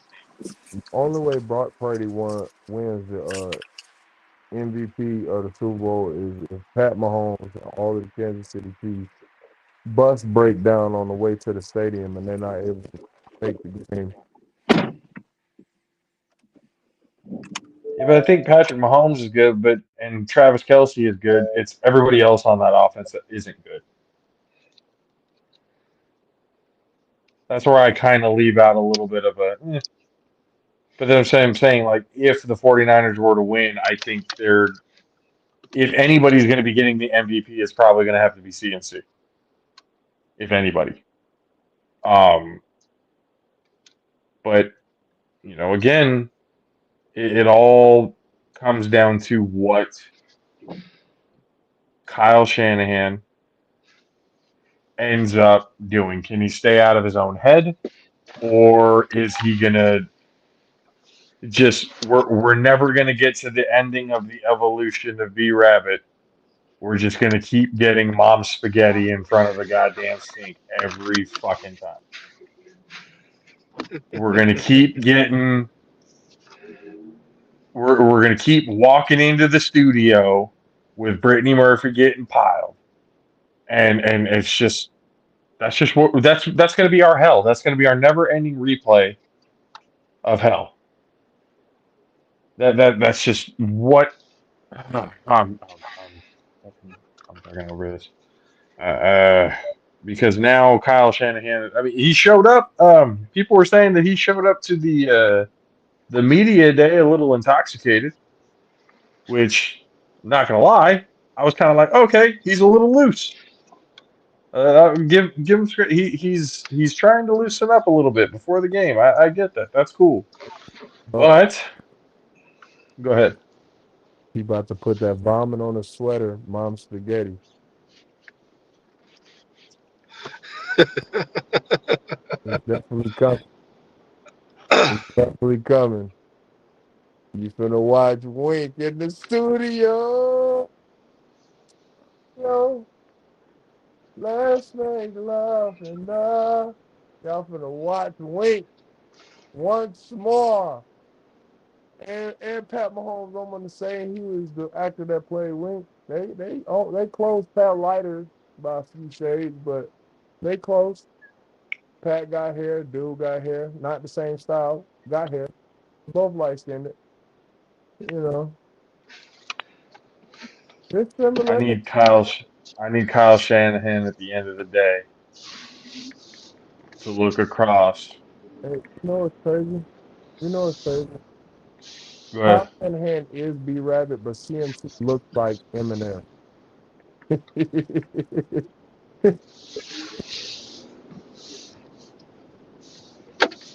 Slightly.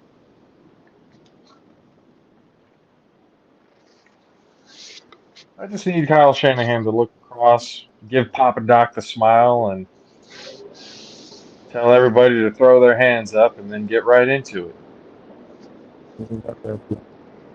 And when he did fuck my girl, I'm still standing here saying fuck the free world. That's what I want to see. That's what I want to see. Um, but we'll see what ends up happening. Before we get into the predictions and everything, here's a quick message from our friends over at Pop. Is your team still buying paper business cards? It's time to modernize with Popple Teams. Manage your team's digital business cards individually or in bulk. Instantly add or remove members. Capture team-wide leads using a Popple QR code or Popple device. Then export to your CRM. Understand your team's performance and uncover new insights.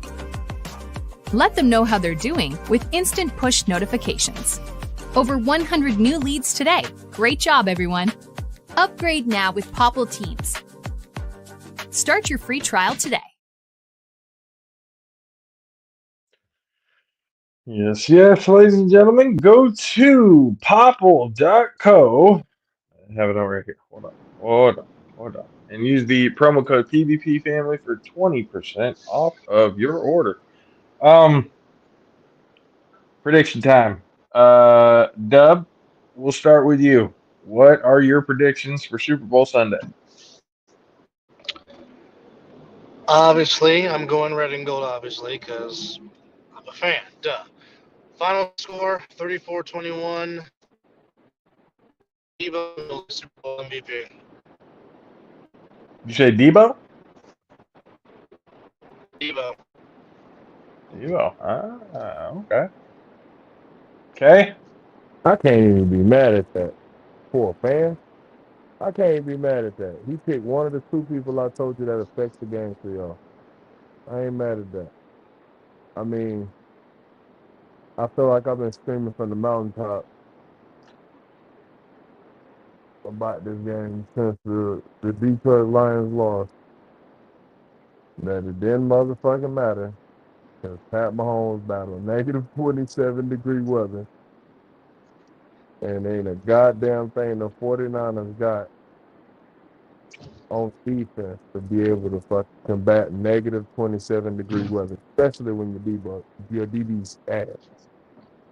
And shout out to my boy Tim Harvey for talking about what was his name again? Ambry, the corner, y'all left corner. He was saying that if y'all lose the game, that's probably. Ambry Thomas.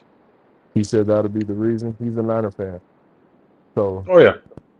that came out of a Niner fan's mouth. Yep. So yeah, like y'all don't have enough, and it don't matter how good on paper these guys are. Pat Mahomes making these guys believe that they're all number ones. Granted, he got Juju a contract. That's how he in New England. As bad as you think Juju is, he won a ring with Pat Mahomes and got a contract because of Pat Mahomes. That all happened. I was say, where did he get a contract to after? New England. How'd that work out? He's still in New England. Shit. Is he? Yeah. He Yeah. didn't play at all. Was he hurt this year? No, he just wasn't a factor because Mac Jones and Bailey Zappi just struggled getting him the football. Ah, in other words, he showed his ass and became what I've always said he was. How you gonna say he showed his ass when the quarterback didn't get no? Because top wide receivers, it doesn't fucking matter who you have at quarterback. You're still putting up numbers. He ain't putting up shit. Yes and no. There is. I don't think there is a yes and no to that. A lot of the top, like all of the top 5 wide receivers in this league, can do it and have done it with weak talent at the quarterback position. Hey, if I'm not mistaken, the year that D-Hop only dropped one pass in the season, that was the last year he had with Deshaun Watson. He had the next quarterback he had was ass, and he had requested a trade. D-Hop was a top 5 player at that point. Then he ended up getting traded to the doggone Cardinals. Quarterbacks matter, bro. Yeah, but how many? He still had 1,000-yard seasons before Deshaun Watson even got there. Yeah, but again, He was playing with bums. He was playing with bums. You've made the case for Mike Evans himself. He Yes, played I with got that. bums. But again, I've also made that case, but I've also told you in those years we've had different things, different elements. We had a strong defense in multiple of those years. Granted, those defenses getting off the field, and I understand Mike is he's a great receiver. I'm not gonna say good, he's a great receiver. But I mean, I don't know, bro. It was a lot of shit that came into play with that. I just say a player like D Hop, he was still getting open and doing all that shit. Quarterback capabilities is different. Like D Hop ain't a Mike Evans. He can't just throw that bitch up and Mike gonna come down with it. Like D Hop ain't that big of a receiver. Well, I mean, big like height wise, no, But but he is very much like you can throw. I have. There are plenty of highlight tapes of him top shelving two receivers, three receivers at a time. I got that, but I'm saying he is again. I agree with you. He is later in his career. It happened a few years in Arizona with him and college. So it ain't like it ain't happened. But I'm just saying receivers matter. That's all my point was. Because those moments that we still did it with in Arizona, because he had a game winner against the Bills, if I'm not mistaken, where college just threw that some bitch up, and he came down with Yep. that. Yes, he did. So that's what I'm saying. He still had those moments, but at the exact same time, you know what I'm saying? Quarterbacks matter, bro. Like the fucker got to get the ball in the vicinity. You get what I'm saying? That's all I'm saying. They just got to get in the vicinity and give them an ability to make the play. I mean, you know that as a tight end, I wonder how many targets Juju had this year. not many. Offensive coordinator was trash over there. All of that. They had a whole shit show in New England, bro. Cost Bill Belichick his job. I mean, again, it was a shit show over there, bro. Bill Belichick, the GM, got Bill Belichick, the coach, fired. It's also true. That's all there is. That's all there is to it. That's also true. For me, I'm pretty sure the score that I gave with you, Dub. I think it was like 36-34, something like that. Correct. Correct. Uh, I think I'm still keeping with that number, 36-34. Um, that seems really high, and a lot of people that I've had discussions with and stuff over social media think that that's high as well. Um, because people are afraid of playing from behind. And I would be too had I not seen Brock kind of do what he did in the last two games in the playoffs. The fact that I have continued to see him just be calm. And even when he's not playing great, even when he's throwing interceptions, even if he's having a bad game, he doesn't let it affect him. He still goes out there and does everything that he possibly can to get a W on the board. And these Not scared last of the two moment. games, he's not. He's not at all. And that's why I kind of have that feeling like I think it would be okay because again, this ain't Jimmy we're talking here. This is a completely different quarterback. This is somebody who actually can deliver the ball on time, who actually can make the right decision in the right moment when he needs to make it. If you don't have, Uh, if you don't have a 13 or shit, an 11-point lead or higher, Jimmy's still better than Brock Purdy until he gets that. At least schematically. Like, again, we were up by 10 and stuff because of the fucking run game. Jimmy had nothing to do with the lead he was the that quarterback. we had in the Super Bowl. He I was don't care if he's the quarterback. He had nothing to do with the lead. he's That the I'm not gonna sit here and give people credit just because they were on the fucking field for the work that's like everybody, getting a group project done. One person does nothing and still gets the fucking A+. I'm not doing that for him. I'm not gonna sit here and be like, oh, just because the Niners were up 10 points, Jimmy G was the quarterback. Yeah, he was the quarterback, but he wasn't the reason why we were up 10 points in that game. So I'm not having that argument. Brock Purdy is already miles and above better than what Jimmy G is. That's not even a question. I can have that argument with really anybody, and nobody is going to have anything other than, well, Jimmy G won some games and stuff like that. But again, it was never because of Jimmy. He had one good game against New Orleans, and that was it. He had one good game against New Orleans, and everything else out of that was the Niners winning in spite of Jimmy. Good run game, good defense. When it came to clutch moments, getting the job done when it needed to get done, Jimmy was never capable of doing it. Never. Not once. Not fucking once. Orleans, the version Jimmy actually still good. Hold on. Jimmy G is the guy. If we were playing from behind, we would be in trouble, or that we need to have a lead in order to feel some sort of comfort. If we had, we were up by 10 points and Kyle Shanahan still decided to keep airing out the ball, that meant he wasn't comfortable with his quarterback being able to get it done when he needed to fucking get it done.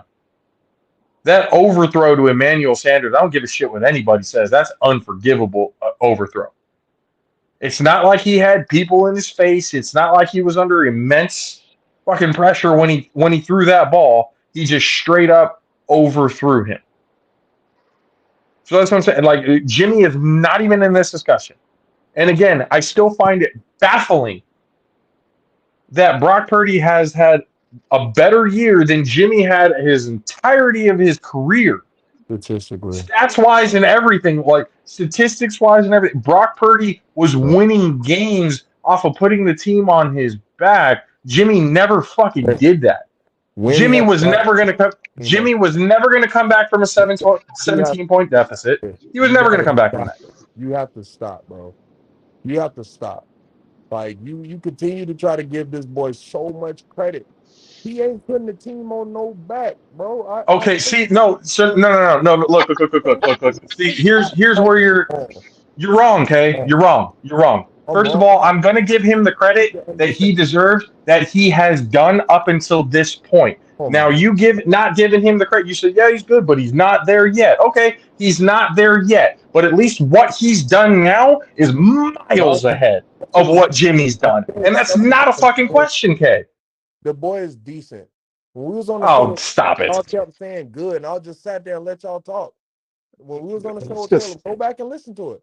When y'all kept, you've been sipping out of that Nick Wrong Kool-Aid or something, bro, because I don't understand how you can give him just a decent tag. For the Niners Chiefs game, so you get real anxious as a fan, so I get it. It's not even anxious. You went from saying he is good to where he's not there yet, to now he's just decent and he can't put anybody on his back. He just proved that he could, Ted. Go back to Tuesday's episode and listen. I said he was decent. He's not there. He's not. Then when Caleb explained it to you, he kept saying that. He kept good. Then I didn't. Okay, whether decent, not that good, whatever the fuck tag you want to put on him, he's better than Jimmy, and it's not even close. It's not even fucking close. Again, that one throw threw you off him. That's it. No. Now you're putting words into my mouth. Now you're putting words into my mouth. That one throw was not the only reason why I was sour on Jimmy G, okay? On the show with you, listening to you. Again, from that moment when that throw happened, you was just like, all right, whatever. Like, you was off him. Really, it was probably like a couple weeks before that. You was kind of off him then. You know what I'm saying? So when the 8 fucking passes or whatever, you know what I'm saying? Like, you wasn't. I was off before then. Like how you are now. Like, you're bashing him completely.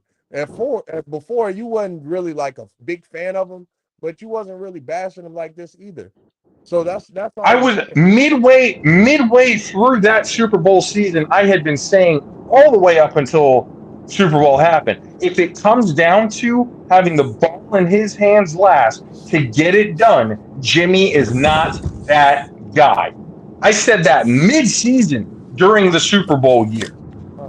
And then, again, in spite of Jimmy G, we still got to that point. The Niners still got to that point. And like I said, when it came down to Jimmy making a play to get it done, he couldn't fucking do it. Right, because being up 10 Period. points meant nothing.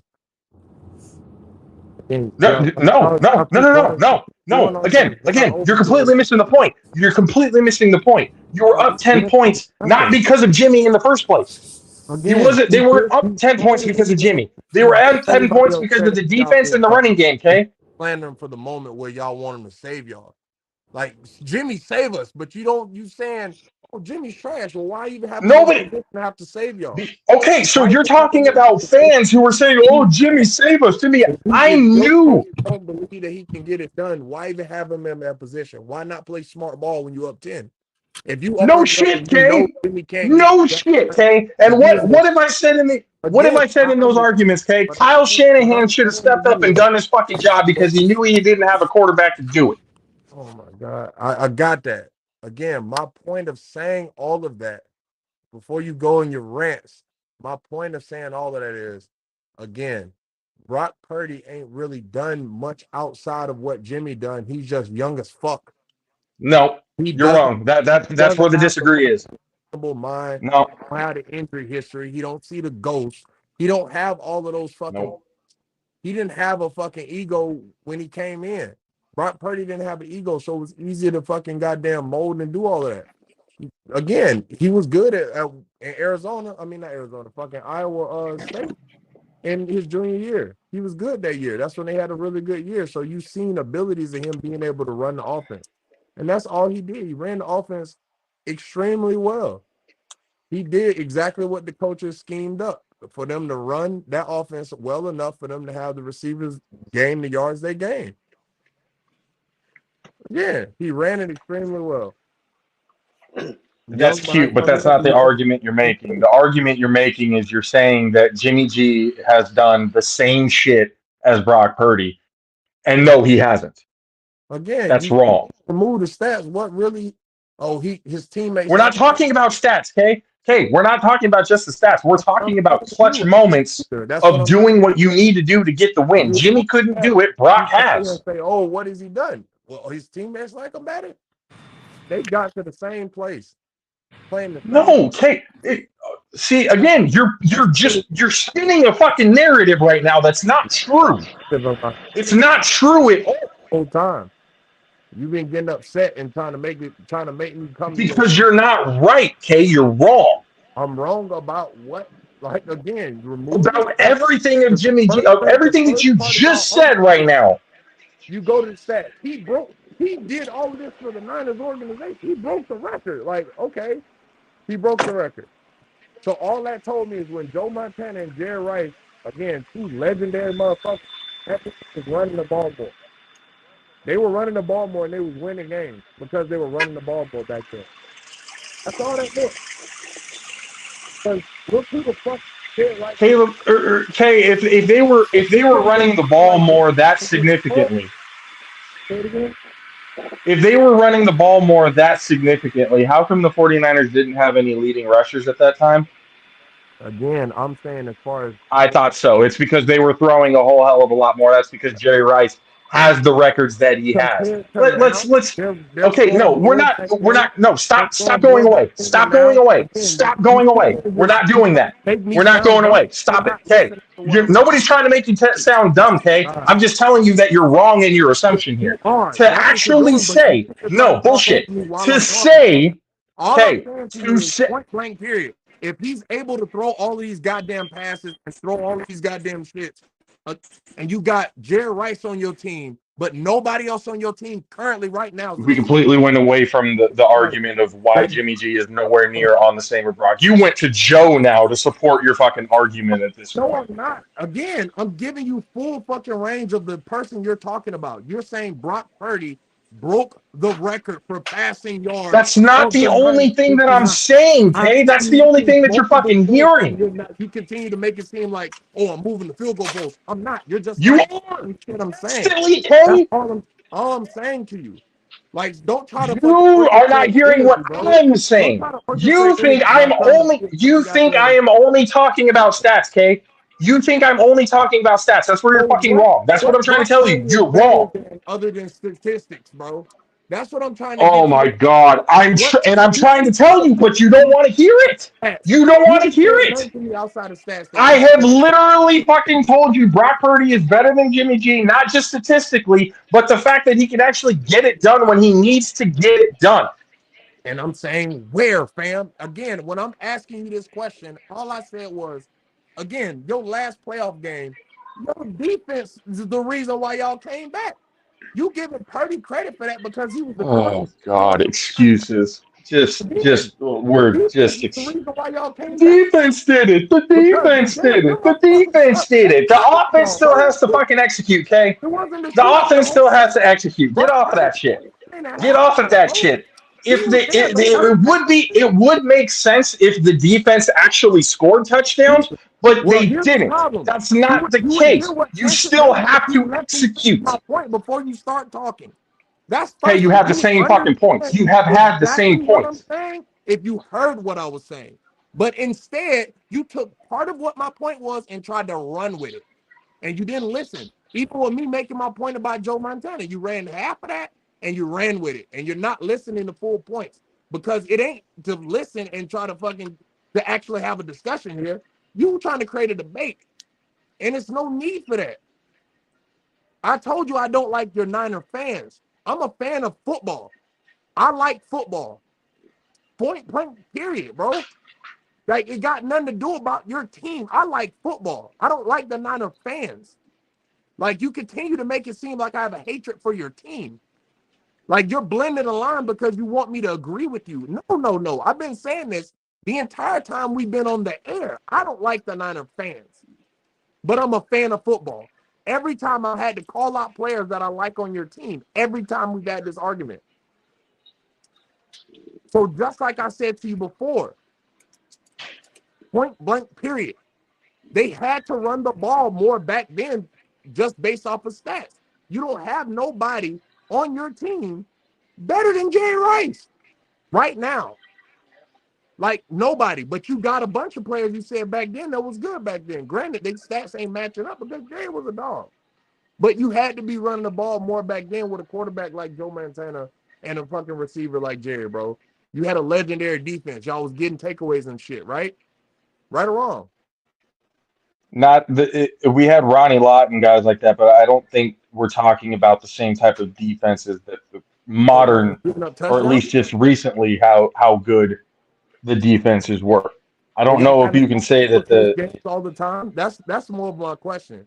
Like, my the point what? is that was it shootouts every game damn near? I don't believe so. Like, I'm not a historian of y'all team, but I don't know. I don't know. But just based off of their Not score and the way they talk about those guys, I don't believe all of the games are close. Like, they said a few teams that y'all, like, based off of the history and the shit I've seen, the history, y'all had a few teams y'all used to struggle with, but majority of the time y'all was beating the shit out of people. It was more of when you played the Giants, and I'm speaking for the 80s. When you played the Giants for a long time in the 80s, the Giants was our nemesis because all those games were very, very close. One of the greatest football games I ever saw, the final Giants Monday night,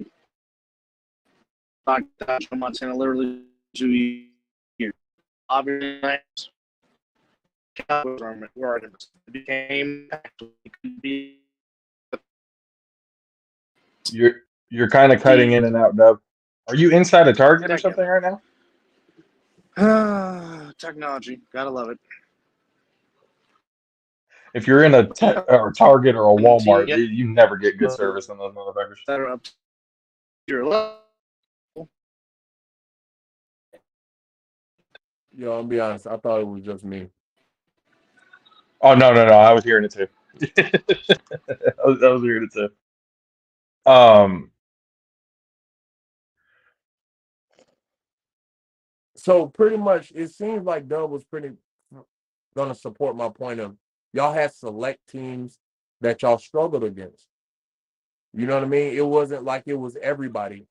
That's what it seems like. He started with the Giants, but to continue his point, we got Dub back. In the 80s, it was the Giants. We had a time being the Giants until we finally got through in the late 80s. And then, of course, the Cowboys was our nemesis in the early 90s. Finally got through and beat them. Then it became the Packers. And then T.O. finally decides to make the one catch he decides to make. And we finally beat the doggone Packers. So, I mean, there's always that one team that just gets on your nerves. Like for you with the 0-2 Buccaneers, it was the Eagles that was the thornier side, and then you finally got them en route to going to Super Bowl 37. So, I mean, every dynasty, every team that's a dynasty has that one team they struggle with. I mean, as much as we forget, when Brady was with the Patriots, the Ravens always gave him a run for his money. We keep forgetting that. Because there were times to where the Ravens in Miami, yes, for whatever reason, he struggled in Miami. Why? I don't know. But that's like the Colts now. They still can't win in Jacksonville for whatever reason. I mean, there's just things in football that you really can't explain of why things happen. Up until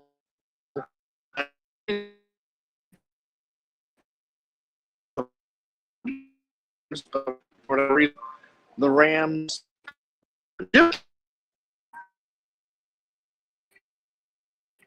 Cutting in and out again. There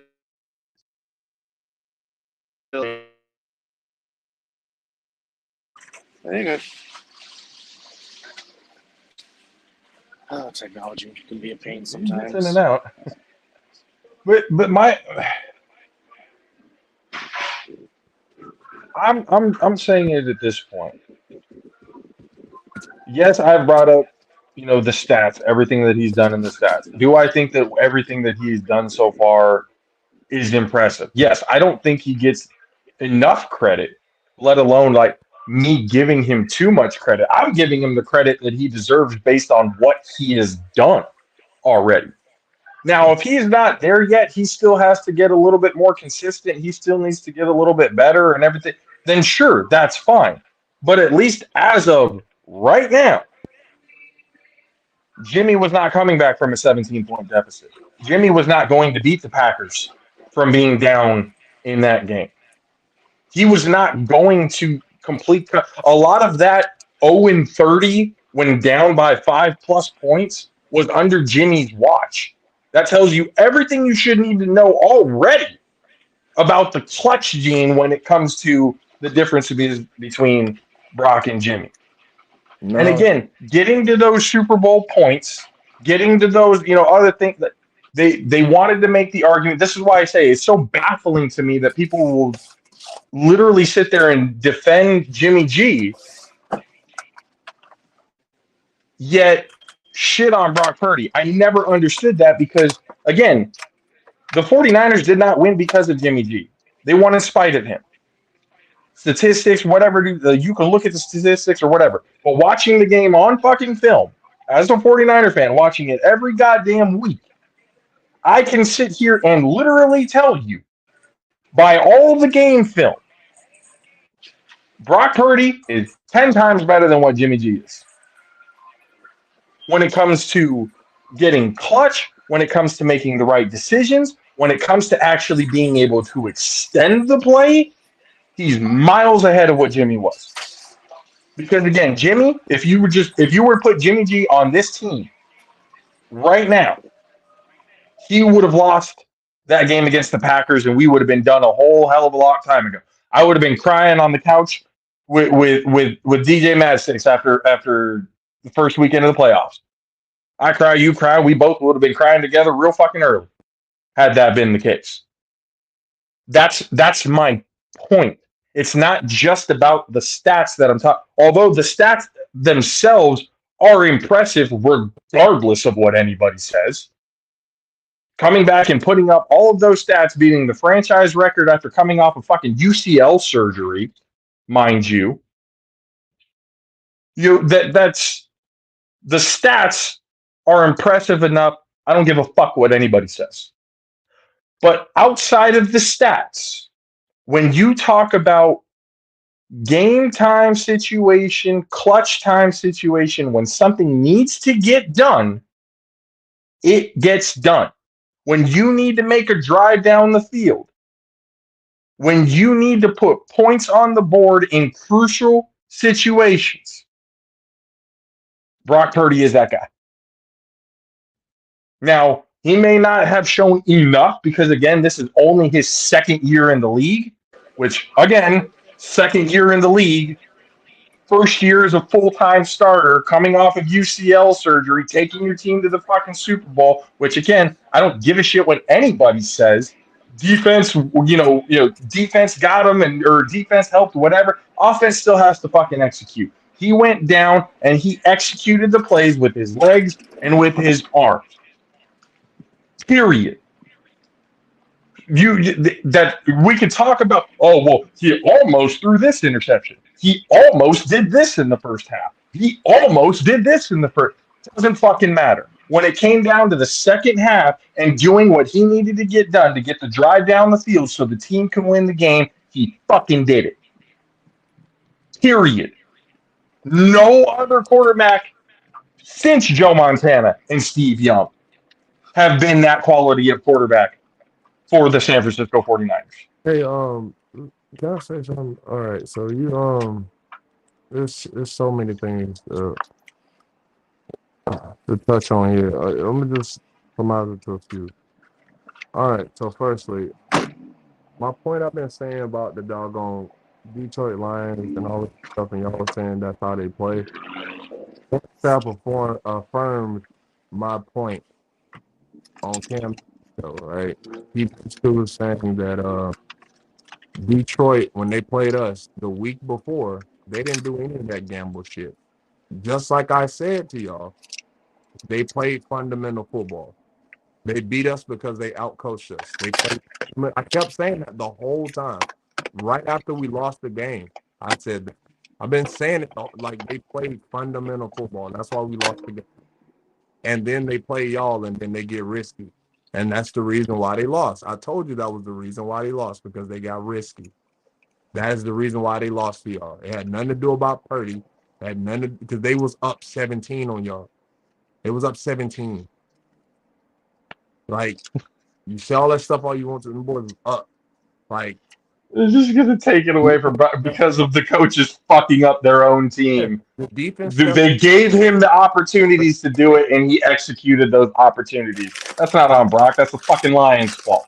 Just because they fucked up in the coaching decision, that doesn't mean shit. Brock Purdy came up and did and made the plays. Just because your team fucks up, guess what? We're going to capitalize on it. That's what a good quarterback does. He capitalizes on other people's bullshit mistakes. Just like Patrick Mahomes capitalized on our bullshit mistakes the last time he played us in the fucking Super Bowl. That's what good quarterbacks do. You make a mistake, they're going to fucking make you pay for it, and that's what Brock Purdy does. He does that better than anybody. Again, since Joe Montana and Steve Young, Jimmy G is not in this fucking conversation at all. Jesus Christ. All right, whatever you say, bro. Because, again, this your team. He got all these stats, so you want to put him in this category, whatever. But I need you. Again, it's not about stats, okay? I just told you it ain't just about stats. So just understand that. I'm not talking about just stats. You want to harper and hold on to the stats, cool. But I'm not just talking about that. Hey, look, I need you to understand. You cannot ever slander Corey no more, dog. Like, this is crazy. Slandering Corey? Who the hell has slandered Corey? You about talking over people and ranting and things like that. You cannot slander Corey about that no more. Like, at all. Jesus Christ. Anyway, like I was saying, put together a highlight tape. You ain't even got to put it out online. Show me where you see Brock Purdy is slicing that. You know what? And I'm gonna answer that question. Let me. Because go ahead. Okay. I'll show you. Let me answer that question. First off, with that question, I'm going to answer it with what we did on Mizzle and Dub show when you said something about Fred Warner, and then you got corrected because, again, you haven't really been watching the film. So that's first of all. Second of all, again, you haven't been watching enough film to actually know what the hell is going on when it comes. And you know what? Give me a little bit of time. I will come up with the highlight tape of Brock Purdy slicing and dicing. I promise you I will. As long give me a little bit of time. Give me a couple of days, actually. Give me a couple of days, and just by the playoffs itself, I will show you where he was slicing and dicing. Since obviously you haven't been watching enough to know when he's been doing it, I will send you the highlight film, okay? You can do all 20 games. You ain't got to do the playoffs and try to make it seem like that because you ain't got that much tape. No, I think you want to do the whole season. I can give you the whole season too. Like I said, give me a couple of days. I will give you a highlight tape for all of the throws. I'm trying to put it on a couple of things. Look, you can take as long as you want. Stop like making it seem like you need to give yourself a time restraint. You don't. You can take as long as you want. So then you don't want to see it. Just say that. No, that's not what I said. Again, I don't understand your narrative. I'm going to answer your question with an answer, which is you asked, show me the highlights of Brock. No, you asked the question, show me the highlights of Brock Purdy slicing and dicing. You said, show me the highlights of Brock Purdy slicing and dicing. So I'm going to. I'm going to give you that answer. I can't give it to you right now because obviously I don't have all the highlight tape right here. Yeah, no, unless that's exactly what you were hoping that I had. My point. That was my point. God damn. Oh, okay. So you were gonna make. So you're making an argument knowing that I don't have them specifically right here. You know I don't have all of those highlights specifically right here. Yet you are going to ask a question knowing that you're not going to get the answer. I'm gonna tell you straight up what I feel because I seriously think you have a problem with misconstruing my words. So I'm gonna say straightforward what I feel and what I think, what I'm telling you and what I'm saying. You're gonna have a hard time finding this goddamn film because Purdy ain't this person you talking about. You're not watching enough to know that. Hey, why I'm saying that it's not got to do about I'm making false arguments. I'm sorry, it's a stupid reason. You haven't been watching enough. Man, shit.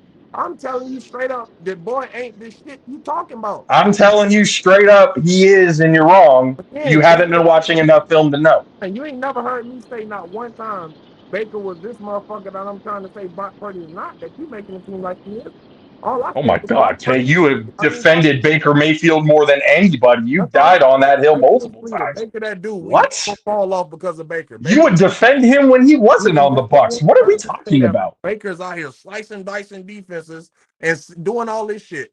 I was just like, he whooping ass. That's all I was saying. I never once gave Baker more credit than he's ever deserved because he's on my team. You sat here and tried to make it seem like that. But I've never once. I've always said exactly what I felt about Baker, that he ain't gonna be the reason why we lose games, and he wasn't. He had the best year in his career because just of what I told you. So the same thing I feel about Purdy, the same way I look at my team, the same way I look at all these other teams. Again, I'd be wrong just like everybody else. But there's no thing I'm trying to make it seem like and create these false things and none of that. I'm telling you straight up what I feel. I may joke from time to time, but come on, I'm being straight up. You're going to have the hardest time in the world. But again, Kate, what you feel is not what's happening. Again, I'm not just going to let you sit here and say, well, I feel he's trash because I haven't seen enough film. You're saying what you feel. Dub says what he feels. We're all saying what we feel. Like, based off what we've seen, Kay, you're making comments and suggestions about shit that's not true. I'm looking through. Like, goodness gracious, I tell you when I haven't seen a game, and I tell you when I saw it. I literally told you this. Like, I said this shit to you. I was talking to you about the game, about the 9 games against Detroit. I was watching that shit. But that's why I said what I said. It had nothing to do with Purdy. It was your defense. Don't playing. Stepped up. He ran offense effectively. He ran what Shanahan and them coached up effectively. Congratulations, you guys are in the Super Bowl. But I'm not gonna sit here and say that Purdy and put the team on his back. Hell, fuck no. Okay, then you, from what you saw, he didn't put the team on his back. Everybody else in the world who has watched the playoffs will disagree with you whole fucking heartedly. But okay, that's your opinion. We'll just leave it at that. I obviously disagree with you because I think you're wrong, especially from what I've seen. It has nothing to do with fandom and has everything to do with what I'm seeing on film. In 6 games, I sat there and I laughed. I'm like, hi, y'all gonna see. You be getting pissed off about this shit. Like, I don't care this much. That's why I'm like, look, Purdy ain't that guy. He not there yet. That's what I've said. He not that guy. He not there yet. I've been saying this the whole time. Same thing with Baker. Baker is not what you trying to make it seem Not like. that guy. He's not that guy just yet. Like He's still got time, right? Is he that guy? No, he's not. He's not that guy. He's not a Peyton. He's not a fucking. You're right. He can't get him past the second round. Those are that guys. Like he's not that guy. He just great. He luckily got blessed to be in this doggone situation. We had a good coach in football. Yeah. Think about. Oh, now he's a good coach. Before he's B-Rabbit. There's a lot of quarterbacks that come in with talent that end up in bad situations that don't get an opportunity because their coach don't know how to develop players. Simple. Like I've not once said that their coaches. I'm giving your coaches. So Shanahan knows how to develop players now. Bro, again, is Shanahan the only coach out there? Like y'all hired so many coaches from y'all tree. Sala, D'Amico Ryan, you had all these other motherfuckers there. Like Purdy ain't with Shanahan all the goddamn time. Like there's been cases when Tom and Bill was in the office watching film. You don't hear many stories like that, like it was with Tom and Bill. Just because you don't hear stories doesn't mean it doesn't happen. I didn't say that it didn't happen. I'm saying that it happens so much with Tom and Bill, and you able to hear stories, bro. That's the difference. Why would you bring it up then if it didn't have anything to do with what you were talking about? Well, I'm not saying he's not. So what's the point? Probably with the quarterback. That's probably a normal occurrence. But it happened. Yeah, so then what does that matter? Occasion. It happened more than a normal occasion to when they had to mention it with Tom and Bill. Like that's my point. Like if it happens that often to when it's like, damn, they're in the film again. Damn, they're in film again. Every time you look around, Tom and Bill's in film, then yeah, that's something that you would make a talking point. And how do you know that's not what's going on now? Because goddamn media, the San Francisco Bay Area media ain't talking about that shit. What if they're just not asking the question? You know what it is. At some point we all lived out here. Y'all both don't live out here anymore, and I currently do. When I do watch the news every so often, which is very mild occasion, I hear them talking about the dumbest shit about the 49ers because they don't have this a slow media day. Like, come on, that would be one of the points. They wouldn't talk about the dumb shit they talk about when it's a slow media day. That'd be something they talk about. When you have so much other stuff to talk about, and again, like you said, if it is a normal occurrence for a head coach and a quarterback to sit and study film together, why the hell are anybody going to ask if it's a normal occurrence?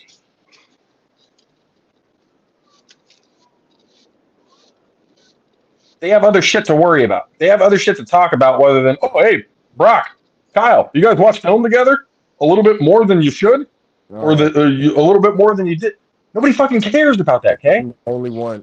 That whole thing with Bill and Tom didn't start becoming a talking focal point until towards the end of his career. Shit about the Niners. Got it. I understand. I'm the only one heard him talk about dumbass shit of the Niners, bro. Got it.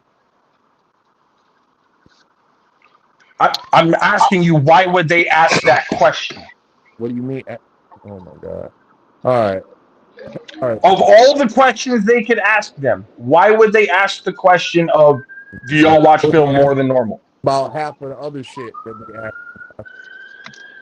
Come on. Okay, that's my point. I'm the only one that heard them to ask about dumbass shit to the 49ers. I'm the only one. So they don't ask these athletes dumbass questions periodically, not just the Niners. Nobody said they don't ask dumbass questions, but I'm saying, why would they ask that question? So you've heard 49ers answer some dumbass questions when they could have asked a better question. Okay, but they didn't ask the fucking question, so what's the point? They didn't ask the question. I'm answering your question. The problem is you're too busy screaming, answer the question. So No. I'm saying they're going to ask that question. Bro, they don't have if you don't have a question, you don't have an answer. Like, I'm answering your question. Your problem is you're not taking your time enough to accept an answer that you're not willing to accept. That's it. Well, because the answer doesn't make any sense, Kay. Why am I going to accept something that makes no sense? I'm not going to accept something that makes no sense. Some way, I have to answer something a certain way. Since I'm not answering it that way, you're saying I'm not having to answer. I'm not doing this. I'm not doing No, you're taking me disagreeing with You're not you even letting me finish as me not hearing you. before you're starting to I talk. hear So I'm you. not making you I do anything. disagree You're with you. making the decision to intervene to say the shit you're saying. That's a decision you are making because you're not even hearing the full shit of what I'm saying before you're intervening. So I'm not making you do a damn thing, fam. That's your choice. Said you're making me do anything. Who said that? You or me? I didn't say that. I'm answering what you're saying. All right. I am disagreeing with what you're saying. Bro, Regardless of what points you're putting out there, Kay, I'm disagreeing with you. I don't agree with what you're saying. And you're taking that as me going like, oh, well, he's just not here. He's not there. No, okay. No, I'm disagreeing with what you're saying because what you're saying, in my opinion, from what I've seen, is wrong. All right, you're right, bro. Whatever you say, dog. You're right. Whatever you say. Holy shit. Nobody's asking about like, oh, just say I'm right. Nobody fucking said that, Kay. No. Nobody said that. Nobody said to go off and do that. Whatever. I'm saying if we're going to have an actual conversation about this, actually watch the film and know what the fuck we're talking about before we're going to do it. What you are saying that is going on is not shit that's happening, Kay. You want to know what I'm talking about when you're not allowing me to finish what I'm saying. That's the first point. You didn't even hear me say that. I've been telling you that the whole show. Because when you finish what you're... No, okay, I'll finish. I'll let you finish. You're asking me to repeat myself and then do all of these shits, and then you're doing this condescending ass shit like, oh, I'm gonna let you finish while I'm talking. Like, fam, like, come on, dog. Like, if you gonna make your point, make your point. Because you don't want to hear shit I'm saying unless I'm agreeing with Purdy. Because every time this Purdy topic come up, if I'm not saying Purdy's good in your mind, I'm not giving him good credit, you're not going to accept it. So it's okay, bro. Whatever. Let's move on. So, okay, if I'm allowed, let me ask you this question. Let's just say the Niners do pull it off and win on Sunday, and Brock has a fantastic game. What will He's be already answered it. But... No, let me just ask a man to man. What narrative will you have then if Brock Purdy becomes a Super Bowl winning quarterback if he plays well on Sunday against the Chiefs? Yeah, when you asked that question the first time, Josh, I said that he's not because Christian McCaffrey and Debo is going to be the MVP. The guy that just asked me the question said that Debo was going to be the MVP. So I can answer the question based off of the fact that we pretty much was in the same wavelength of who was going to be the MVP. That's first off. And then secondly, to answer your question, because I understand fully what you're saying, if he's out there slicing and dicing the Chiefs defense, then I would give him credit. Like I said the first time I was asked this question. If he's define it in the defense, that's what I said. But define it then. He's not. I've said this several times. Define your version of slicing and dicing. Again, how many times are you going to ask me this question when I bring I'll ask as long as you don't give me an answer. That's how long I'll ask. The problem is, I think you need to do just like you telling the JAFFO Army and the fans and the listeners to go back and listen. Because, again, how many times do I have to answer this? I've answered it multiple times. But you've not listened because you've not heard what you wanted to hear. Because you have something geared in your mind of what you want to hear. That's the problem. No. All right, cool. Believe what you want to believe, and I'm gonna believe what I want to believe. Because again, that's where the problem is. You think because I disagree this much. Like okay, go ahead. 2020 when the Bucks won. You're not done. That much until the Brian Leftwich situation. Fuck that much. The Brian Leftwich because he was doing some dumbass shit, which I was fed up watching the shit. Outside of that, didn't give a fuck that much. When it came up to my team, I told you the reason why we were winning the Super Bowl. That was it. Didn't give a fuck that much. Outside of that, been realistic with my team the whole time. Didn't give a fuck that much. Number one said that the Bucks gonna go to the Super Bowl. No, I said if we play y'all again, we'll beat y'all, and I fully believe we would have. Again, y'all in the Super Bowl, so can't really say that much about it. Simple and plain.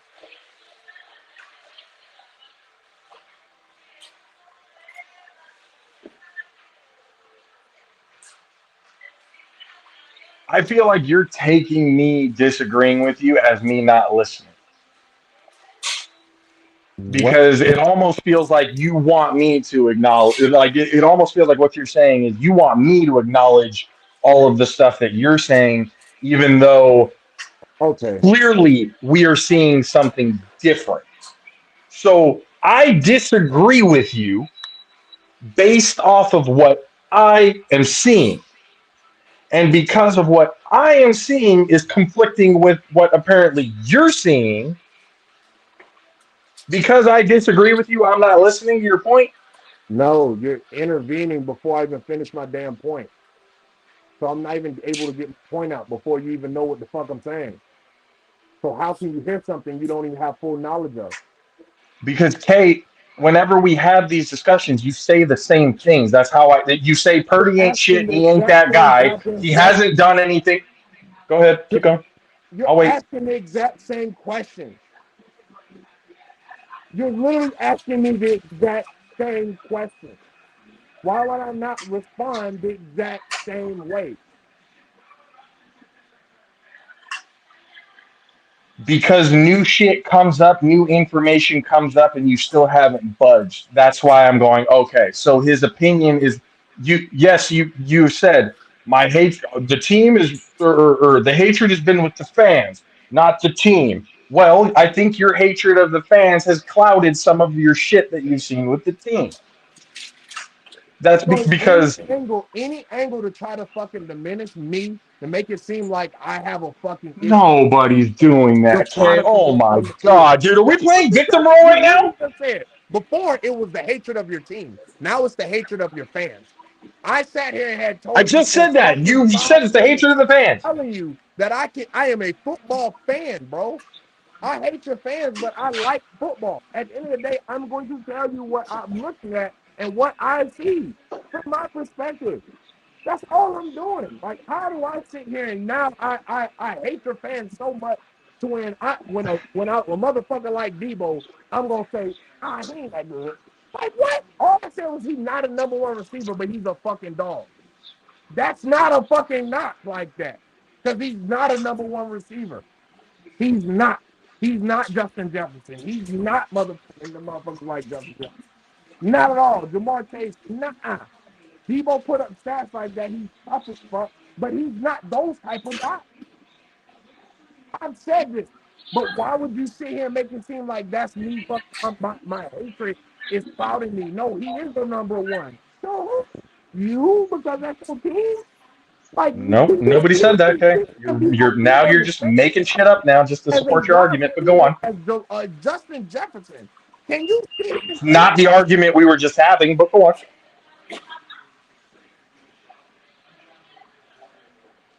all right, I'm whatever, just man. waiting because you're ping ponging fucking everywhere. We're talking about one thing, and then all of a sudden you're talking about what we said. It's not hatred because I said about Debo. Nobody's talking about. We went from talking about if Brock Purdy is actually better than what you think he is, to ping ponging all these different points. That's what I'm saying. The reason why I intervene is because you say the same shit. And I'll recap all of the answers based off of the flow of the conversation. When you asked that question, I answered that question, and then I gave you the example of him and Jimmy G. Then when you didn't really want to hear that shit, and you mentioned No, no, that, no, said remove the stats. no. Said, matter of fact, compare the stats to fucking Joe. Joe got 4 chips, and he had the best wide. And nobody was talking about Joe. Again, you're What you're happened you're when he was moving the on there? goalposts to support your How fucking I'm telling argument, you the Kay. how I'm telling you the flow of conversation based off of your topic and what we were talking about. I'm not ping ponging you shit. I'm literally telling you what's going on. You didn't want to You said, you said, give you my answer. I'm not And you putting words into your mouth. You said Jimmy and Brock have been doing the same thing. They did the same thing. I said if you remove the fact I they have done the same shit. If you and remove that no. If you stop right there, what the fuck if I you said, stop right there, that's where you're wrong.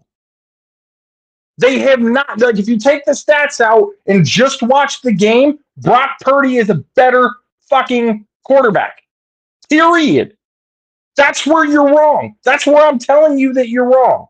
Now, if you want it just to be like, this is my this is how I see it, this is my perspective, and that it is what it is, then fine. I disagree with your perspective because, again, I'm seeing something completely different than what you're seeing, but you're taking it as Oh, I'm not listening. I'm just not hearing what I want to hear. No, what I'm hearing from you is not what I'm seeing on film. That's why I'm disagreeing with you. It has nothing to do with anything else other than what you and I are seeing are completely fucking different. So when you say he's a dink and dunk, he does this, he's not that, he's relying too much on this. And then I give you examples on why you're wrong, and you still continue to want to die on that hill. That's you, okay? That ain't me. That's you. And as soon as I give you something about why it is that I think that Brock Purdy is actually a good player, you go back to the same examples.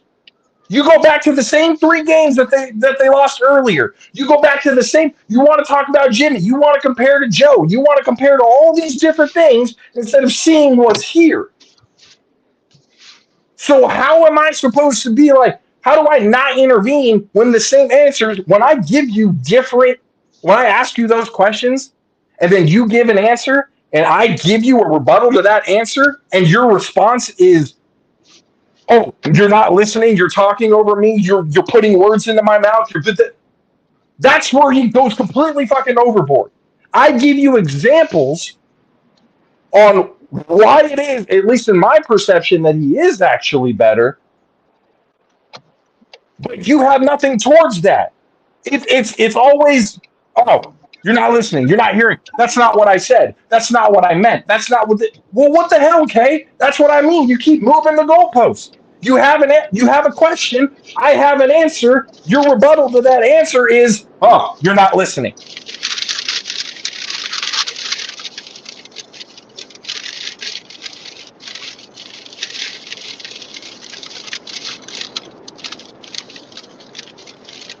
That's what I mean about debate. We can have heated debate. We can have a long conversation about like disagreeing about things. But I'm not trying to put words into anybody's mouth. I'm not trying to. I'm going based off of what you're telling me, how I'm perceiving it. If you think I'm wrong, you tell me I'm wrong, and you tell me what it actually is, and then I try to get it and rebuttal it and stuff like that from there. We don't have debates and conversations just for a rebuttal to happen, and then the other going, well, you're not listening and you don't want to get it. What? I'm not going to want to get it because what you're telling me, based on what I'm seeing, is fucking wrong. So why would I want to get something that's wrong? Why would I give a shit about something that's wrong? So if you can give me a rebuttal to that on why I'm wrong, then we can continue to go, okay, well then, because you've done that plenty of times. You brought up the physical, either the stats, the film, or whatever it was. I've even gotten a little bit off of Baker Mayfield this whole year because of some of the things that you were pointing out, and that I had to look and go, you know what? Fuck, I agree. No, he's right. You had absolutely jack shit to say about because you were right, Kay. Why would I say anything if you're right? For 3 years and you were Why would I say anything if you're right? wrong. That's why you couldn't say shit. You were flat out wrong. When I told Okay, you and I admitted I was wrong, Kay. That's one thing you can't do. Odell and Jarvis was hurt, and he proved it his first fucking year with us. I can bring back 5 episodes of you saying the same thing, but okay. Goddamn Broncos. I literally told you this shit, and you did not understand. See, there you go. There you go. He get with the Bucks. He put up 4,400 yards. I literally. Hey, that's not the argument we're having. That's why you couldn't say shit about Baker. That's not the argument we're having, Kay. That's not the argument we're having. Tell you what's going on, and you don't even understand right now. You were just talking as I was fucking goddamn going because I had to again. You've been going for fucking 10 minutes right now. I stopped talking. I muted this shit. I let you go. So again, the same exact thing like I'm telling you. It's like you sit here and you make the seem like all of the things I'm telling you. When I'm telling you you're not understanding, and that's what I think is because you don't switch it. I don't say it and you don't say it differently. Literally seconds after like that's what the reason why that's not what I meant. I'm correcting you what I'm saying. We've done it on a bunch of other shows. The first time, again, bringing this up now, not we'll bring it up. Like all I keep trying to get you to understand is like you're not listening to me because you're not hearing. You're not hearing fully what I'm saying to you because you're intervening. How would you understand what I'm talking about if you're not understanding fully what I'm saying because you're not hearing fully what I'm saying? No one would. Exactly. No one. It don't matter who you are. That's all.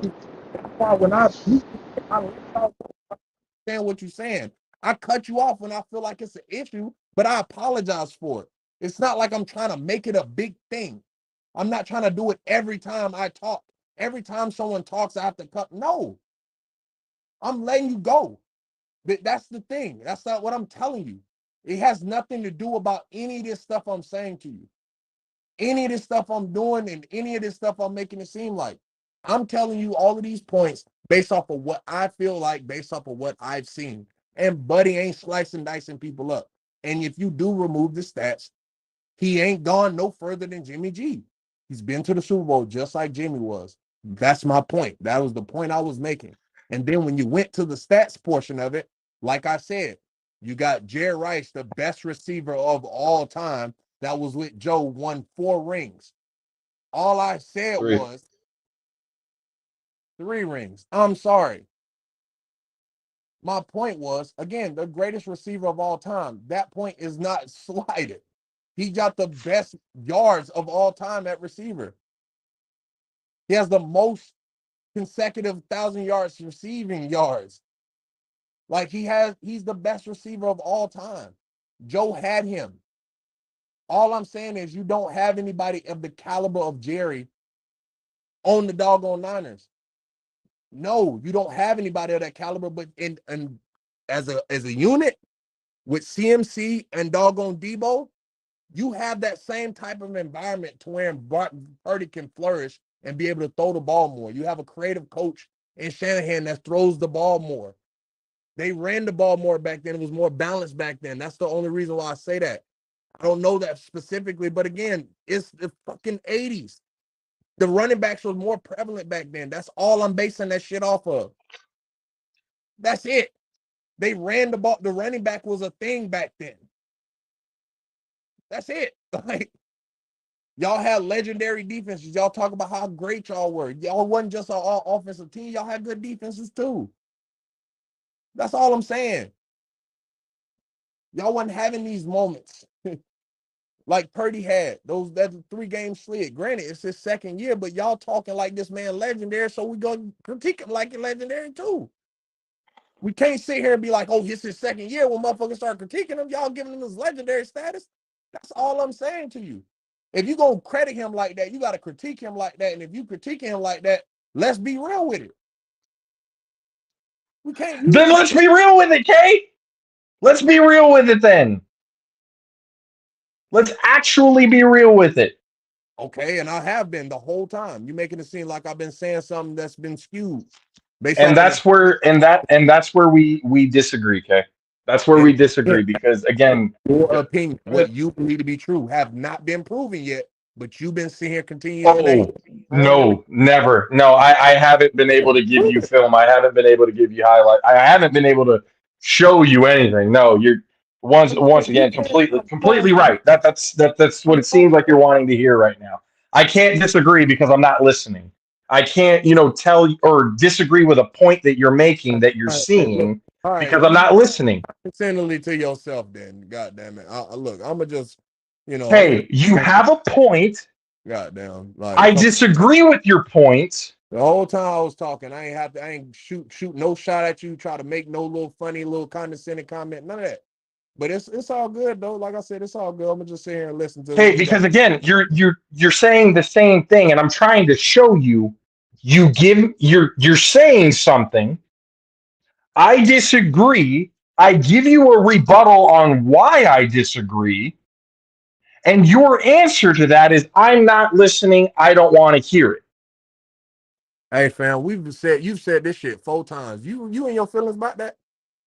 Like, is you and your Because that's feelings? what's happening, Kay. What it seemed like? It seemed like you and your feeling about that. Like, we was talking football. I gave you football reasons of why I felt about that. You don't got back to that shit again. Like, if we talking football, is you gonna keep talking about that shit? I've been trying to talk football. I've been trying to You tell had you and before, and show you what I exactly has been going on, but again, you're not might hearing it. I had to unmute it to fucking address this shit. Like, goddamn, like, is you gonna talk football? You just had the flow. You brought I it up. was trying to talk football, Kay. when let's talk football then. God damn, like what are you talking about? Okay, Kay. Nothing you're wanting to hear, apparently. Kay, we All know right, you're picking the all right, Chiefs. let's Kay, just we move. know. Please. Kay, we know you're picking the Chiefs. What's your final score? Who's your Super Bowl MVP?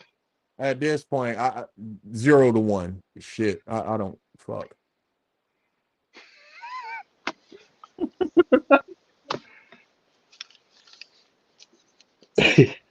Well, who's winning and who's the MVP?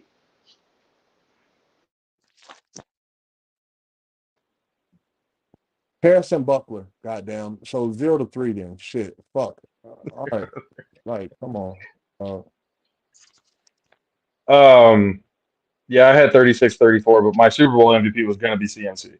My whole argument, the whole Brock Purdy thing, I said the only way he gets MVP if he throws for 350 plus and 3+ touchdowns. That's the only way he gets the MVP. That's what I was saying before when I made that point. But I do think CMC is going to get the MVP, and I think once again 36-34 final score in the Super Bowl this Sunday. Shit, if the passion on this show gives you any sort of indication what's going to be happening on Sunday between the San Francisco 49ers and the Kansas City Chiefs, trust me, people, it's going to be a good one. Super Bowl 54.